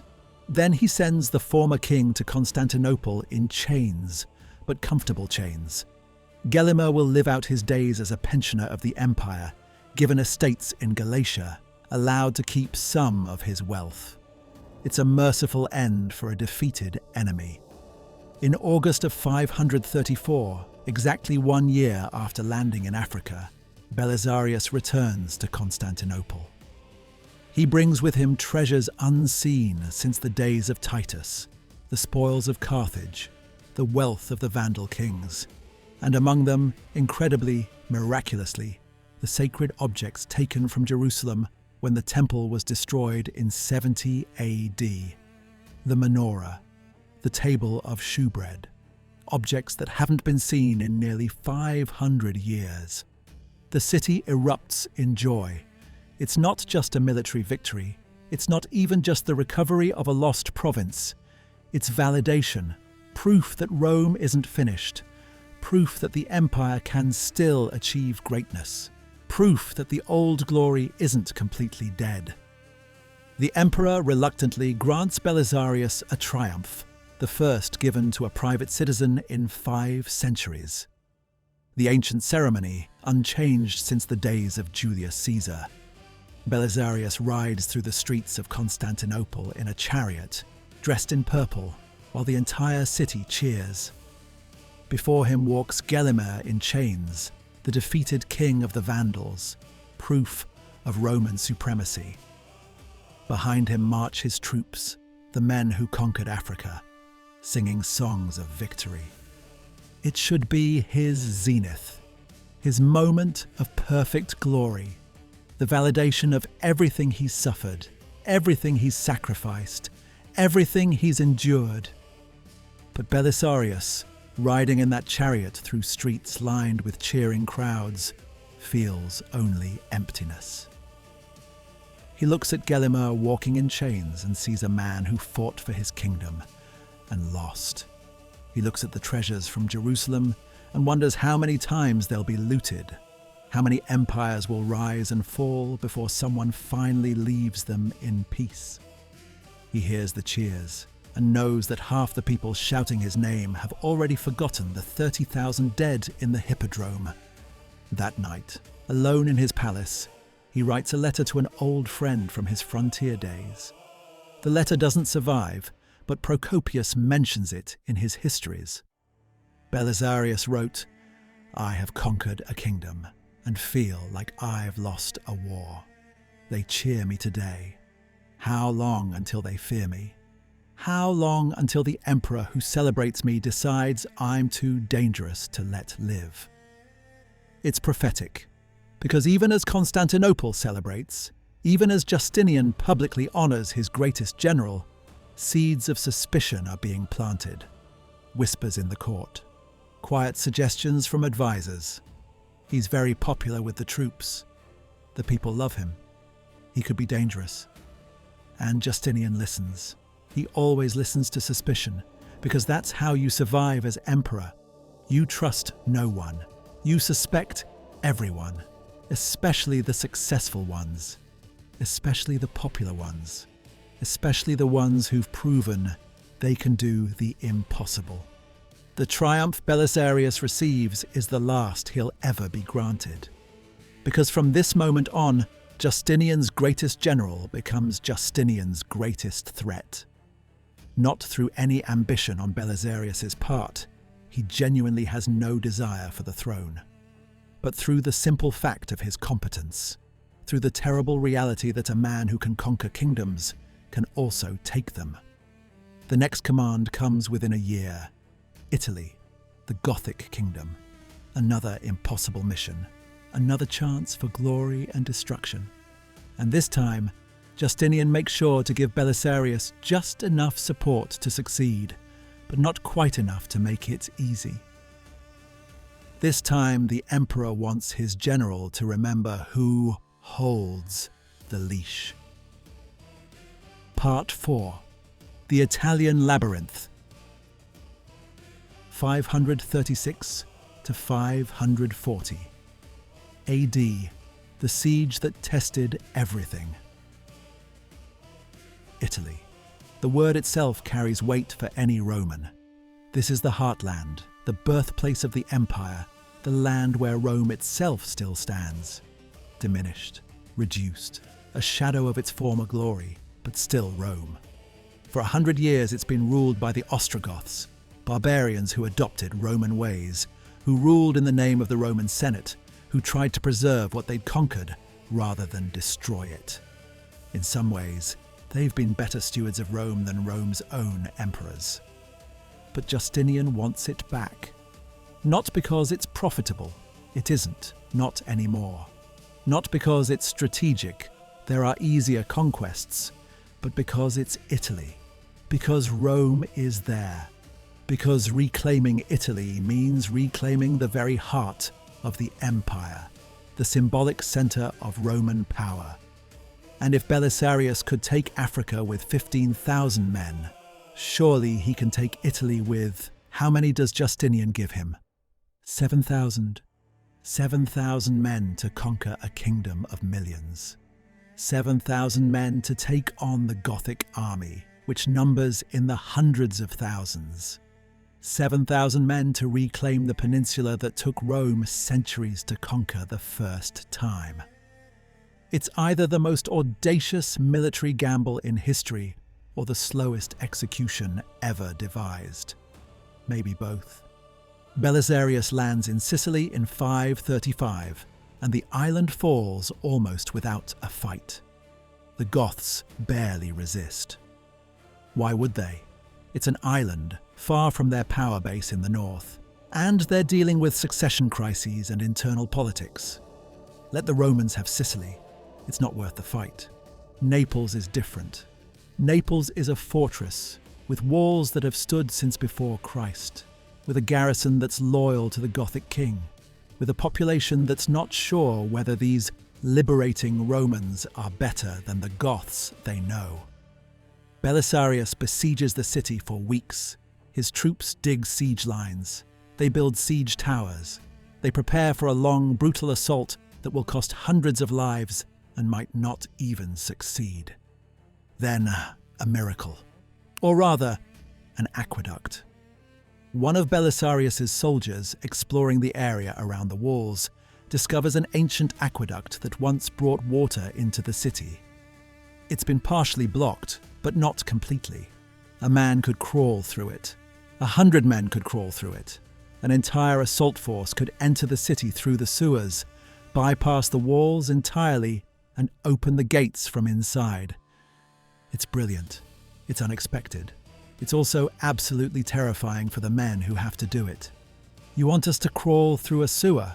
Mundus asks, staring at the black mouth of the aqueduct entrance like it's the gate to hell itself. In full armor, in the dark, with no idea what's on the other side. "Yes," Belisarius says simply, "unless you have a better plan for taking a fortified city with 7,000 men and no siege engines worth mentioning. And if we get stuck? If the tunnel collapses? If the Goths discover us halfway through and flood the aqueduct?" Then you die in a very unpleasant way, and I'll need to think of a new plan. But if it works, we take the city without losing 1,000 men in a frontal assault. Your choice, Mundus. Die gloriously on the walls where everyone can see you, or die ignominiously in the dark where no one will know. Either way, we need that city. Mundus chooses the aqueduct.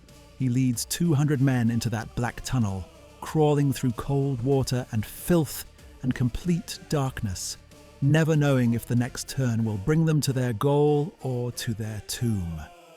It takes hours, hours of crawling, of struggling, of fighting down panic as the walls press in and the darkness becomes absolute. Then, finally, light.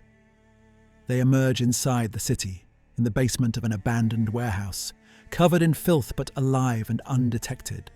They move quickly, silently to the main gate. They kill the guards. They open the gates, and the Roman army floods in. Naples falls. The population, given the choice between Gothic rule and Roman rule, chooses neither and riots. Many die in the chaos that follows. Romans, Goths, Neapolitans, all mixed together in the confusion of a city taken by surprise. Belisarius tries to restore order, punishes soldiers who loot, pays compensation to families whose homes were damaged. But he knows the truth. Naples didn't want to be liberated. They were doing fine under Gothic rule.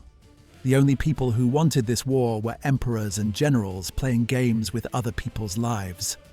Then, Rome itself. December 536. The Eternal City opens its gates without a fight. The Gothic garrison, vastly outnumbered by the civilian population, simply leaves. The Roman people welcome their liberators with the enthusiasm of people who've learned not to resist whoever happens to be in charge at the moment. Belisarius enters through the Asinarian Gate, and for the first time in 60 years, Roman soldiers march through the streets of Rome under Roman banners. It should be the greatest moment of the campaign, the reclamation of Rome itself, the restoration of the city that gave its name to an empire. But Belisarius has known from the moment he entered Italy, that taking Rome is the easy part. Holding it will be hell. He has 5,000 men in the city, maybe 6,000 if you count the wounded, and the garrison troops who are more useful for guarding walls than fighting battles. The Gothic king, Witiges, is gathering an army in the north, a massive army. Every source agrees on this. The Goths are coming, and they're coming with everything they have. 150,000 men, some sources claim.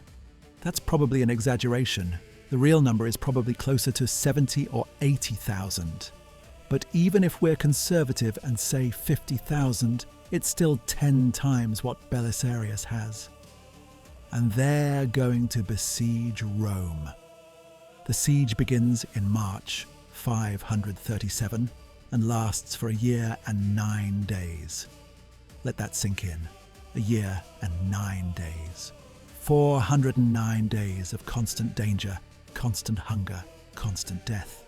409 days where every sunset might be your last, where every meal might be your final meal, where every morning you wake up and wonder if this is the day the walls fall. The Goths cut the aqueducts immediately. 14 aqueducts that have brought fresh water to Rome for 1,000 years, cut in a single day. The city's water supply drops to what can be drawn from the Tiber and a few wells. The famous Roman baths, the symbol of civilization, the mark of Roman superiority over barbarian squalor, close forever. They never reopen. Even after the siege ends, even after the Goths are driven away, those baths stay closed. The siege of Rome marks the end of ancient bathing culture, the end of one of Rome's most distinctive features. The Goths build 6 massive siege camps around the city, each one a fortress in its own right. They dig siege lines. They build wooden siege towers 50 feet high, tall enough to overlook Rome's walls. They bring in siege rams, battering rams as long as tree trunks, suspended on wheeled frames, designed to pound against gates until they splinter. The first major assault comes on the 19th day of the siege. All 6 camps attack simultaneously at dawn. Thousands of Goths charge the walls from every direction, carrying ladders, pushing siege towers, swinging rams against gates that have stood for centuries. The sound is indescribable. Tens of thousands of men screaming war cries, rams pounding against stone, arrows flying in both directions, the desperate shouts of Roman defenders as they pour boiling oil and throw rocks and loose arrows as fast as they can knock them. Belisarius is everywhere at once. Here, reinforcing a section of wall that's about to break. There, leading a counterattack against Goths who've gained the ramparts. Shouting encouragement, giving orders, personally killing enemies who get too close. He doesn't sleep for 3 days straight during the first assault, just rides from one crisis point to another, holding the defense together through sheer force of will. The Goths are repulsed. Barely. The walls hold. Barely. Roman casualties are heavy. Maybe 1,000 dead, another 500 wounded too badly to fight. But the Goths have it worse. 3,000 dead according to Roman sources. 10,000 according to Gothic accounts written later. The truth is probably somewhere in between. But the siege isn't over. It's barely begun. The Goths cut the supply lines. Rome, which usually imports grain from Sicily and North Africa, is now dependent entirely on what can be smuggled through enemy lines.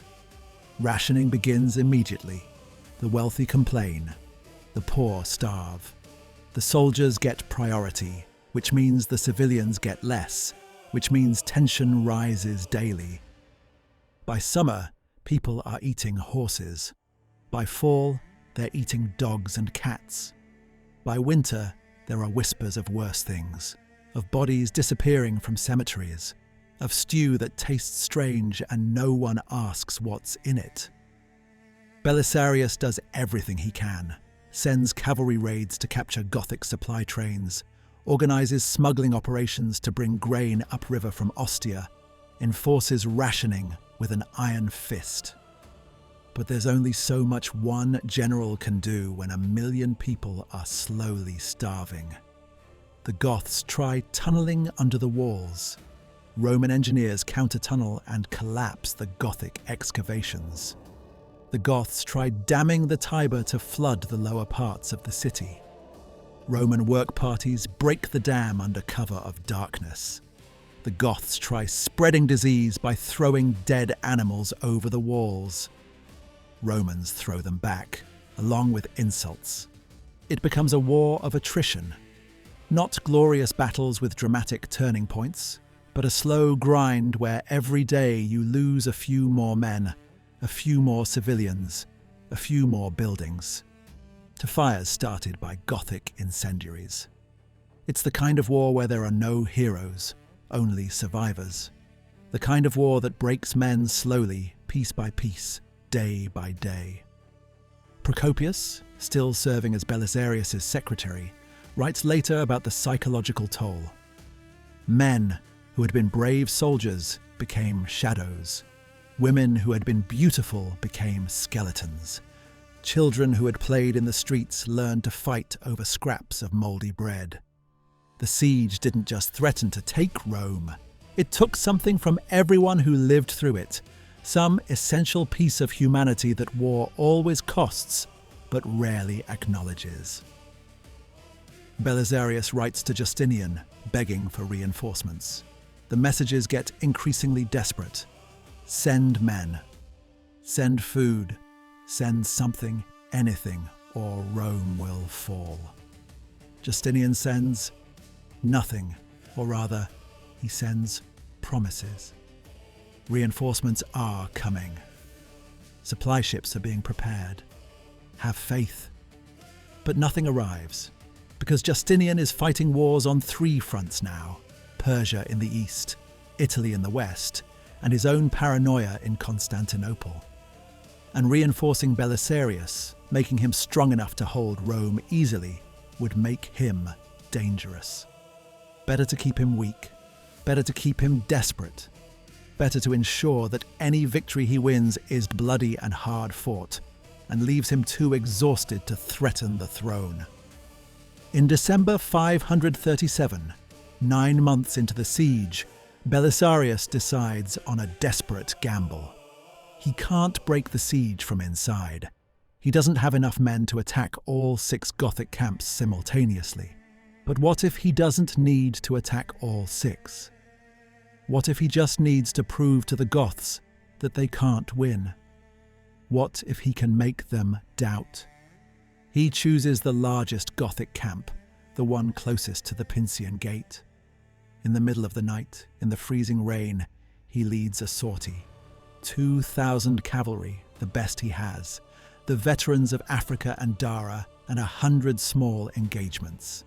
They burst from the Pincian Gate like a thunderbolt, charging straight into the Gothic camp before the enemy can react.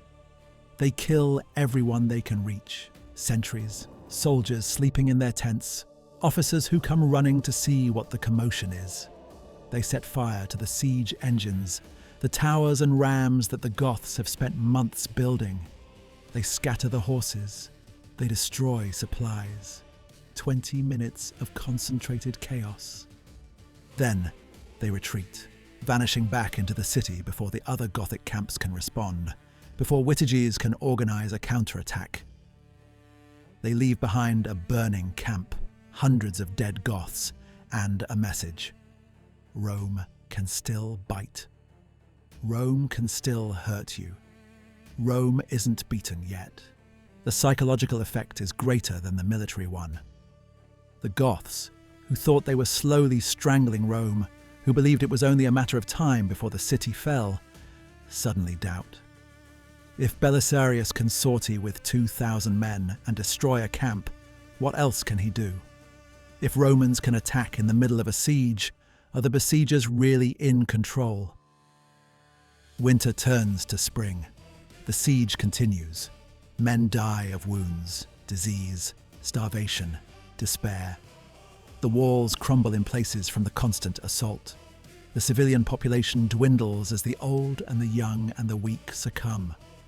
Rome is dying, slowly but surely, starved and besieged, and abandoned by the emperor it's trying to serve. Then, finally, in March 538, a full year after the siege began, reinforcements arrive. Not from Justinian, but from Belisarius's own officers, who've been fighting their way up the coast from Naples, gathering troops as they go. 1,500 men. Not enough to break the siege, but enough to give hope. Enough to suggest that maybe, just maybe, Rome isn't completely forgotten. And more importantly, enough to let Belisarius attempt what he's been planning for months. A full breakout. Not a raid, not a sortie. A real battle in the open, where Roman discipline can face Gothic numbers and see which matters more. On March 20th, 538, the Pincian Gate opens at dawn, and the entire Roman garrison, every man who can hold a weapon, charges out. 5,000 Romans against 50,000 Goths. Madness. Suicide. The last desperate gamble of men who've decided that death in battle is preferable to death by starvation. The battle lasts all day. It's not a clean fight with clear tactics and brilliant maneuvers. It's a brawl, a desperate struggle where men fight hand to hand, where the lines break and reform a dozen times, where victory and defeat are separated by inches and seconds, and the willingness to keep fighting when every rational instinct screams retreat. By evening, the Goths pull back. Not routed, not defeated, just tired, exhausted, frustrated. They've been besieging Rome for a year, and it's cost them perhaps 20,000 men. and the city still hasn't fallen. Maybe it never will. Maybe this isn't worth it.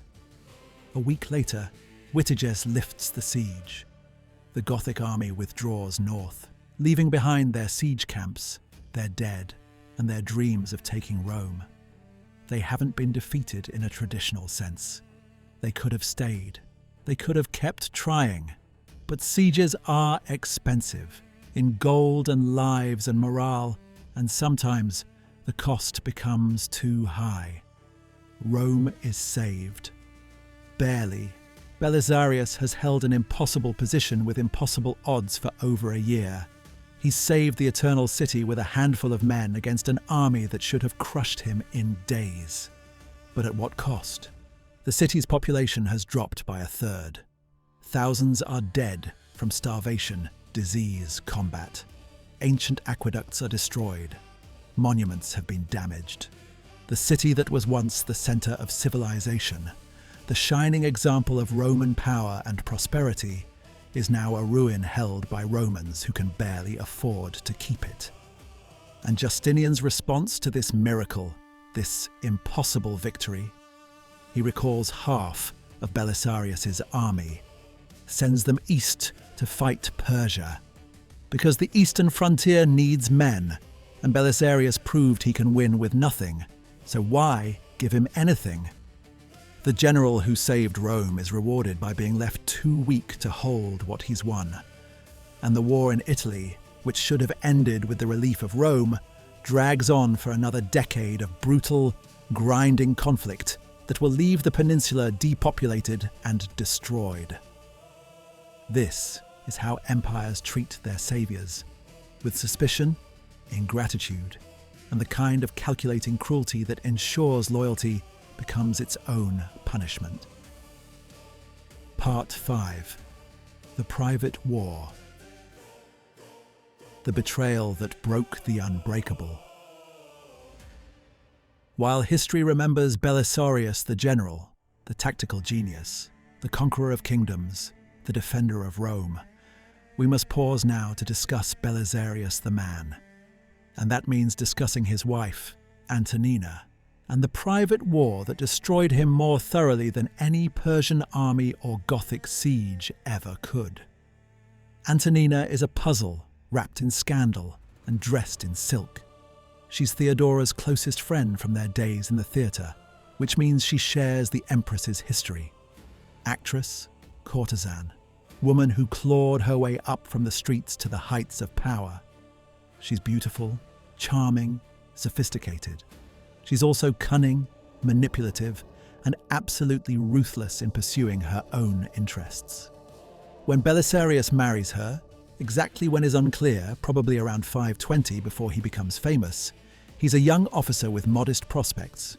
She's a widow with children from previous relationships, some considerably older than her new husband. It's not a love match. It's a practical arrangement in a society where marriages are contracts, not romances.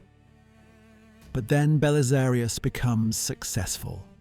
More than successful. He becomes the most famous general in the world. And Antonina, who married a minor officer, finds herself the wife of a legend. She travels with him on campaign. Unusual for generals' wives, but Antonina is not usual. She's there in Africa when Carthage falls. She's there in Italy when Rome is besieged. She manages supply lines, handles logistics, and serves as Theodora's eyes and ears, ensuring that Belisarius never forgets who really holds power in the empire. And somewhere along the way, she takes a lover. His name is Theodosius. He's Belisarius' godson, a young man the general treated like a son, who served in his household guard, who ate at his table and was trusted with his life. The affair starts in Africa, maybe earlier. By the time they reach Italy, it's common knowledge among the troops. Everyone knows. Officers whisper about it. Common soldiers make jokes. Everyone knows except, apparently, Belisarius himself. Or maybe he does know. Maybe he knows and chooses to ignore it, because acknowledging it would mean confronting his wife. And his wife is Theodora's friend, and Theodora could destroy him with a word. Maybe he knows and doesn't care, because he's too busy saving empires to worry about who his wife sleeps with. Maybe he's in denial, refusing to believe that the woman he married could betray him so completely. Procopius, in his secret history, written after Belisarius' death, when there was no more need for discretion, describes scenes that would be comic if they weren't so tragic. Belisarius returning from inspections to find Antonina and Theodosius in compromising positions. His officers trying to tell him, to make him see what everyone else can see.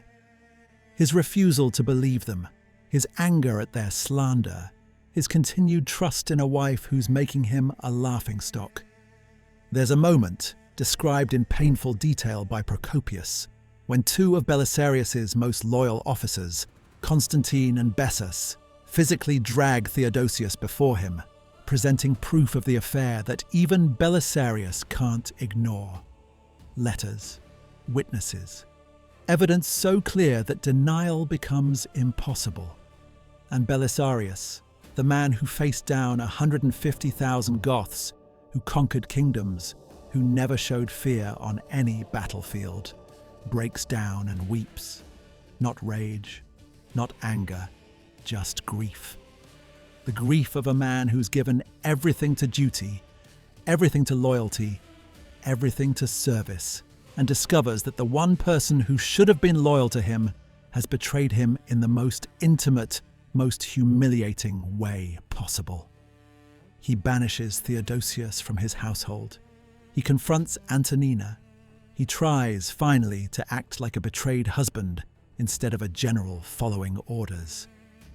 And then Theodora intervenes. The Empress summons Belisarius to Constantinople. Not a request, a command. And when he arrives, she makes the situation crystal clear. Antonina is her friend. Whatever happened is Belisarius' fault for being a neglectful husband. He will take his wife back, he will apologize to her, and he will never speak of this matter again. Or he can refuse and lose his command, his property, his position, and possibly his life. What would you do in that situation? You're the greatest general in the world, but you serve an emperor who fears you and an empress who has the power to destroy you. Your wife has betrayed you publicly, humiliatingly, with your own godson. Everyone knows. Everyone is watching to see what you'll do. Will you assert your dignity as a man, or will you submit to the demands of power? Belisarius submits. He takes Antonina back. He apologizes for suspecting her. He accepts Theodosius back into his household, and the affair continues, more discreetly perhaps, but everyone knows. The great general, the conqueror of Africa and Italy, cannot even control his own household. Procopius writes with barely concealed contempt, "Thus Belisarius, who had faced armies without flinching, who had stood firm when kingdoms fell, proved unable to withstand the manipulations of women. He became a slave in his own house, a prisoner of his wife's whims, and all his military glory could not save him from private humiliation." It's brutal, it's unfair, it's also probably true. Belisarius, for all his genius on the battlefield, is helpless in the political arena. He doesn't know how to fight enemies who use manipulation instead of swords, who attack through whispers and leverage instead of cavalry charges. He's a man of honor in a world that has moved beyond honor, and his wife, who understands that world perfectly, uses his own virtue against him. The affair destroys something essential in Belisarius. The man who returns to Italy in 544 for a second campaign is different from the one who left. Older, certainly, more tired, but also more defeated.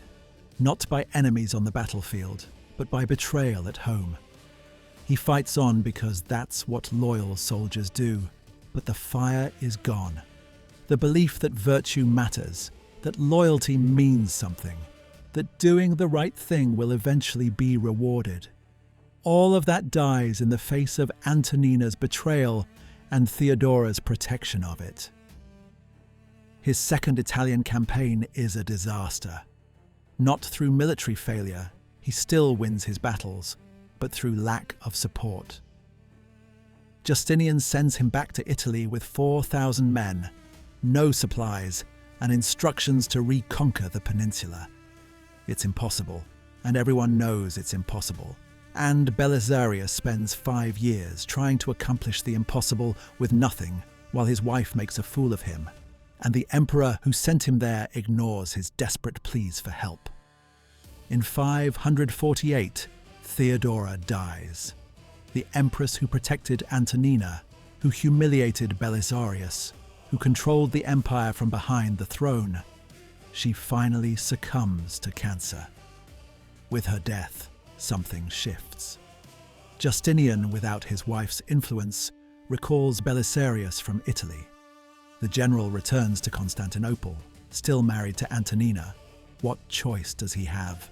Still famous, still respected by soldiers, still feared by enemies, but broken inside. Broken by the realization that all his victories meant nothing, that loyalty is rewarded with betrayal, that saving empires doesn't save you from private humiliation, that being right doesn't mean winning.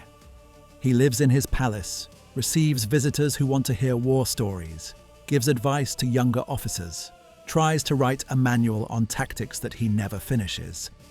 He's only in his 60s, but he looks ancient. The campaigns have aged him. The betrayals have broken him. The knowledge that everything he fought for has come to nothing, that weighs heavier than any armor. And Antonina? She thrives. Without Theodora to protect her, she might have faced consequences. But by now, she's made her own connections, built her own power base.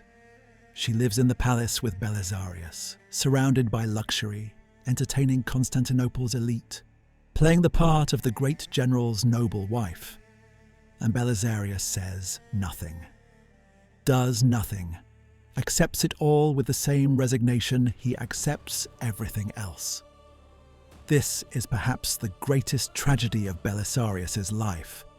Not that he was betrayed, but that he accepted the betrayal. Not that he was humiliated, but that he allowed the humiliation to continue. Not that he loved unwisely, but that he kept loving even after wisdom should have freed him. Some call it weakness. Others call it loyalty taken to pathological extremes. Perhaps it's both. Perhaps it's neither. Perhaps it's simply what happens when a man built for one kind of war finds himself fighting another and discovers that all his strength and courage and genius cannot save him from the weapons he never learned to defend against. Part 6. The Last Shield. 559 AD. The Final Service. Years pass. Justinian grows old, his dreams of restoration eating away at the empire's wealth like a slow-acting poison. The reconquered territories, Africa, Italy, southern Spain, are expensive to hold. They require garrisons, fortifications, constant infusions of gold to maintain. The treasury is depleted. The tax collectors squeeze harder. The people grumble. And on the frontiers, new threats gather. In 559, a new barbarian confederation appears on the northern border. The Kutrigers, a Hun people from beyond the Danube, come raiding into Thrace with perhaps 7,000 mounted warriors. It's not a massive army by the standards of earlier invasions, but the Roman forces in the region have been stripped to reinforce Italy and Persia. The walls and fortifications have been neglected, and Constantinople, the great capital, stands nearly defenseless. The raiders sweep through Thrace like a plague. They burn villages, enslave populations, destroy everything they can't carry. They reach the long walls, the massive fortification 50 miles from Constantinople that's supposed to protect the capital. The walls are in disrepair, the garrison undermanned and undertrained. The Kutriggers bypass them easily, finding gaps and collapsed sections that no one has bothered to repair. Now they're in striking distance of Constantinople itself. 7,000 barbarian cavalry moving fast, loaded with plunder, heading straight for the richest city in the world. The city that hasn't been seriously threatened by a land army in a century. The city that's grown soft and comfortable behind its walls, confident that no enemy could reach it. Panic sets in. The emperor calls emergency meetings. Officers shout contradictory advice. Senators argue about who's to blame. The city guard numbers maybe 2,000 men, most of whom have never seen real combat. The palace guards are professionals, but there are only a few hundred of them. No field army, no cavalry to speak of. Nothing that could possibly stop 7,000 mounted warriors. Then someone says, "What about Belisarius?" The room goes quiet. Belisarius, the name everyone knows, the general who conquered kingdoms. But that was 20 years ago. He's an old man now, living in quiet retirement, kept under observation by imperial agents, because even in retirement, even broken and defeated, he's still dangerous in Justinian's mind. He's too old, someone objects. He has no troops, another points out. He's been out of active service for a decade. He might not even accept. But they send for him anyway, because what choice do they have? The emperor himself requests Belisarius' presence. Not orders, not commands, a request, almost a plea. Will the old general save the city one more time? Belisarius arrives at the palace looking every one of his 60-plus years. Grey beard, lined face, moving with the careful deliberation of a man whose joints ache and whose body has been broken too many times to count. But his eyes are still sharp, still calculating, still seeing possibilities where others see only problems. "You want me to stop the Kutriggers," he says. Not a question, a statement. "If you can," Justinian replies. The emperor looks old too, ancient really, barely able to stand without assistance. Two old men who've spent decades in a strange dance of mistrust and necessity, meeting one more time because the world won't leave them in peace. With what army? Whatever you can gather. The treasury will provide funds for volunteers. The veterans in the city will flock to your banner. Many of them still remember you. You have perhaps 3 days before the Kutriggers reach the city walls. Belisarius stands silent for a long moment, staring at the emperor who's used him, feared him, betrayed him, and is now begging him for one more miracle. What's he thinking? We'll never know for certain. But when he speaks, his voice is calm, measured, the voice of a professional soldier accepting one more mission. "Very well, I'll need all the gold you mentioned, immediate authority to conscript civilians, and complete tactical independence. You don't tell me how to fight them. You just hope that I can." Agreed. 3 days. 3 days to build an army from nothing, to face an enemy that's already moving, to save a city that never appreciated him. It should be impossible, but Belisarius has spent a lifetime doing the impossible. He starts with his own household, his butellari, the personal retainers who've served him for decades, number maybe 300 men. Old men, most of them, greybeards like him, carrying wounds from a dozen campaigns. But they're veterans.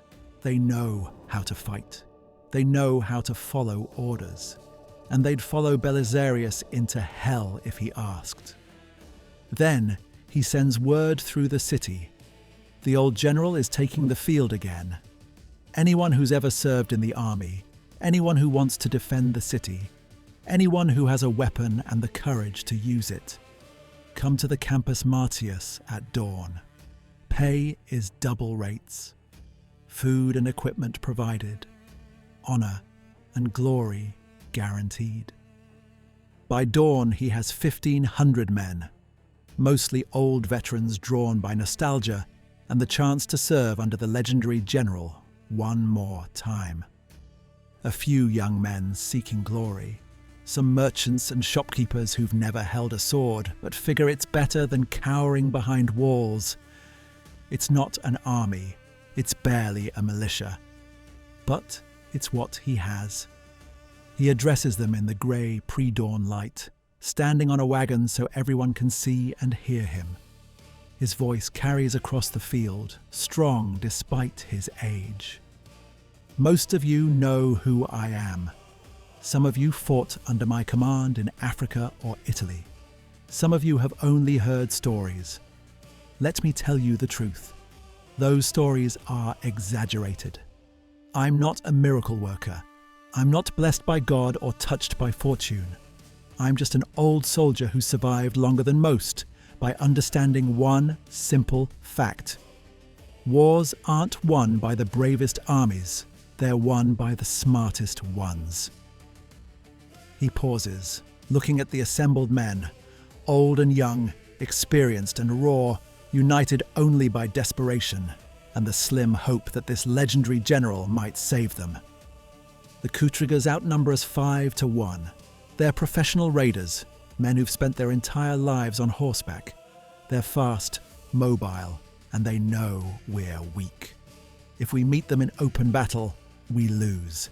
If we hide behind the city walls, they burn everything outside and take their plunder home.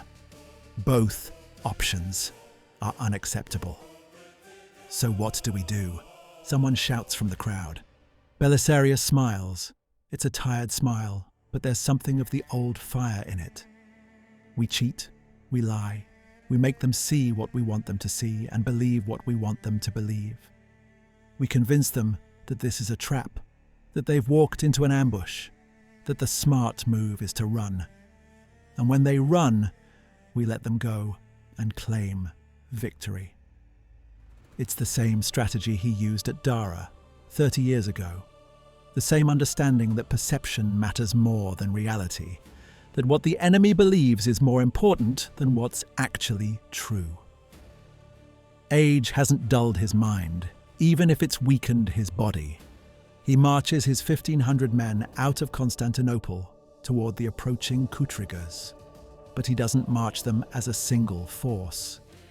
He splits them into small groups, scattered across several miles. He orders them to build dozens of campfires at night, far more than 1,500 men would need, to make it look like a massive army is assembling. He has cavalry patrols ride back and forth across the horizon, appearing and disappearing, making it seem like there are thousands of horsemen in the area. When the Kutrigas scouts report back to their Khan, they describe a major Roman force assembling ahead. Tens of thousands of men, they estimate. Fresh troops, well-equipped, led by someone who knows what they're doing. The Kutrigas are already loaded with plunder from their raids. Their horses are tired. Their men want to go home. Do they really want to fight a major battle against a prepared Roman army? The Khan decides to probe the Roman positions, to test their strength. He sends 1,000 riders forward to engage the enemy, to see if they're really as strong as they appear. Belisarius is waiting for them. He's positioned his men in a forest, using the trees to hide his real numbers. When the Kutriga cavalry charges, they're funneled into a narrow killing zone where numbers don't matter as much as position. Roman archers, hidden in the trees, pour arrows into the packed cavalry. Roman infantry, holding the gaps between the trees, present an impenetrable wall of shields and spears. The Kutrigas lose 200 men in 20 minutes and retreat in confusion. They report to their Khan. The Romans are strong. They're well positioned. They're not running. This isn't the easy target they expected. That night, Belisarius orders even more campfires lit.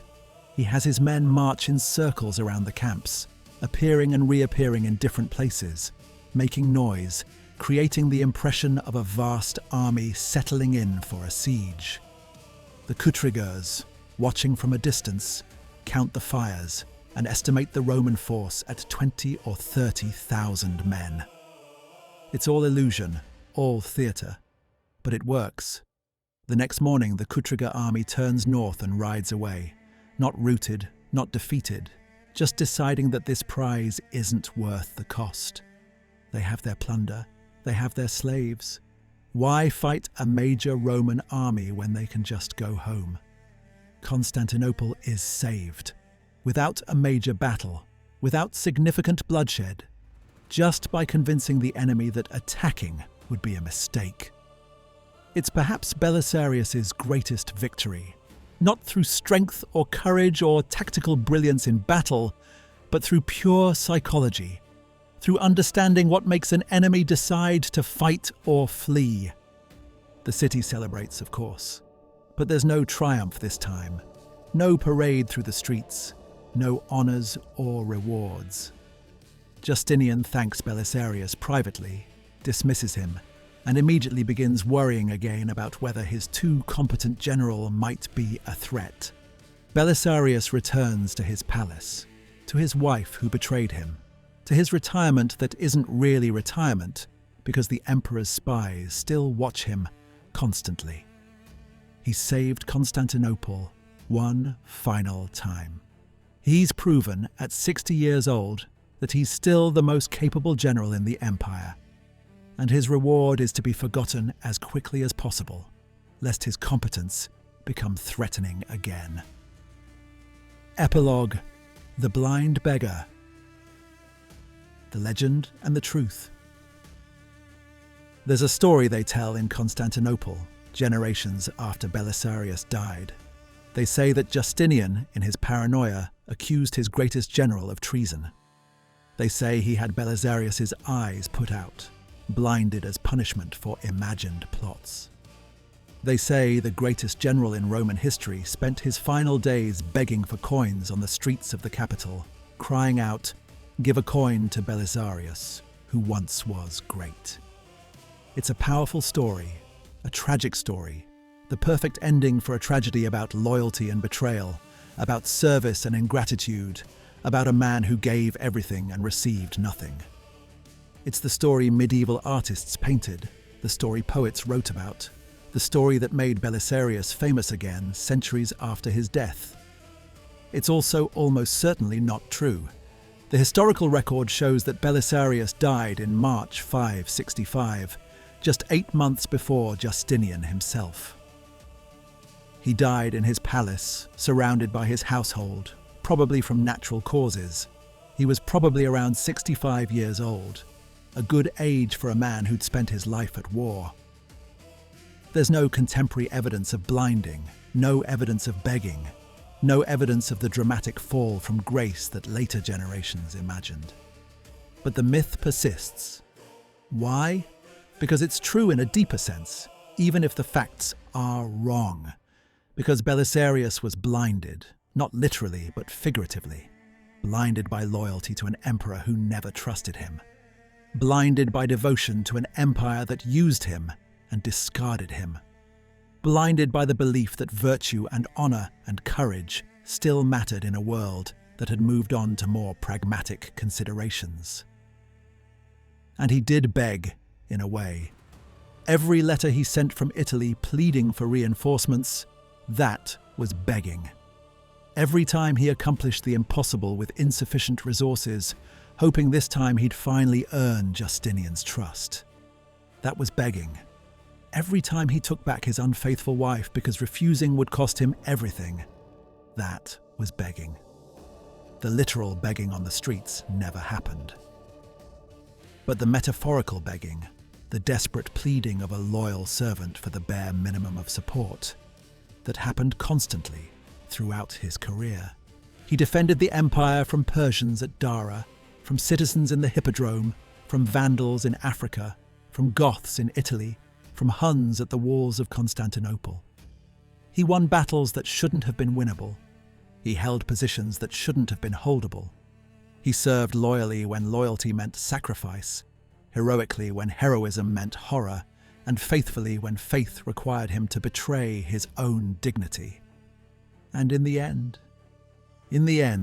he died quietly in his bed, in his own palace, probably attended by his treacherous wife, probably having made his peace with a God who grants us many things, but rarely grants us justice or gratitude, or the rewards we think we've earned. The empire he saved lasted another 1,000 years, or rather, the Eastern Roman Empire, the Byzantine Empire, continued until 1453, when Constantinople finally fell to the Ottoman Turks. In all those centuries, no general achieved what Belisarius achieved. No one reconquered as much with as little. No one held against such odds.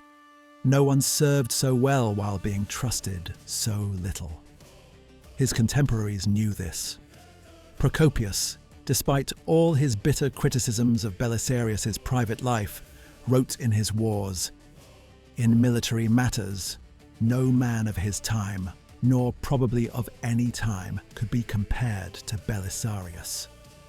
Even Justinian on his deathbed reportedly called out for Belisarius, whether in guilt or need, or some final acknowledgement of what he'd lost, we'll never know.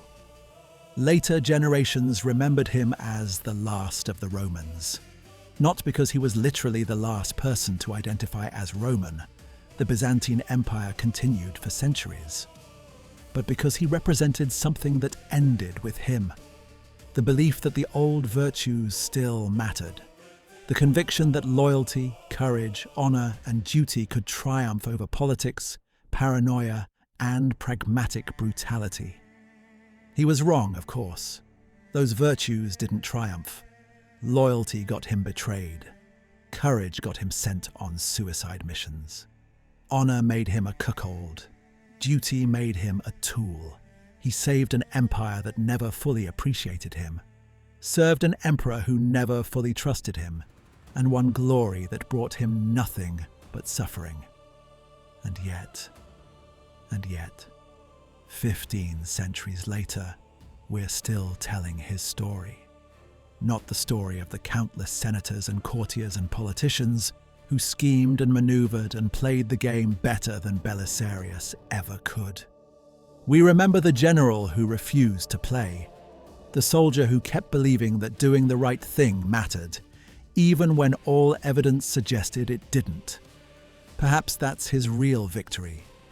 Not the battles he won or the kingdoms he conquered, but the simple fact that his story endures, that we still care about a man who lived and died 1,500 years ago, that his loyalty, even misplaced, still moves us, that his tragedies still feel relevant. Because Belisarius's story is not just about the fall of Rome or the struggles of the Byzantine Empire. It's about what it costs to be loyal in a world that rewards treachery. About what it means to serve when service demands everything and returns nothing. About the tragedy of being a good man in a bad system, where virtue becomes its own punishment and honor its own prison. They called him the shield of the empire, and he was. But shields are meant to be battered. They absorb the blows that would otherwise kill. They sacrifice themselves so that others might live. And when the battle is over, when victory is won, the shields are left behind. Dented, broken, forgotten, while those who hid behind them celebrate and take credit and worry about the next threat. He was the last Roman not by accident of timing, but by character. The last because he remembered what Rome was supposed to be, not marble or military might or political maneuvering, but a promise. The promise that courage could outlast empires, that loyalty meant something, that duty was worth dying for even when no one else believed. History remembers the general who served too well, who loved too loyally, who believed too deeply in ideals that the world had abandoned. And perhaps, in the end, that's enough. Not justice, not reward, not gratitude, but remembrance. The knowledge that 15 centuries later, we still know his name. We still tell his story. We still care about a soldier who did his duty, even when duty became unbearable. Belisarius died in March 565 in his palace in Constantinople, an old man who'd seen too much and suffered too much and endured too much. He was buried with full honours, attended by the great and powerful who'd used him throughout his life and would forget him within a generation. But we haven't forgotten. We remember. And as long as we remember, as long as we tell this story, as long as we care about a man who believed that loyalty and courage and honour still mattered, then perhaps Belisarius won after all. Not the victories he fought for, but the victory that matters most. To be remembered not as a tool or a weapon or a threat, but as a human being who did his best in impossible circumstances and remained, against all odds, decent. That's the real story of Belisarius. Not the battles or the sieges or the betrayals, though those are all part of it, but the simple, profound, tragic truth that sometimes the people who save us are the ones we reward with suspicion and ingratitude.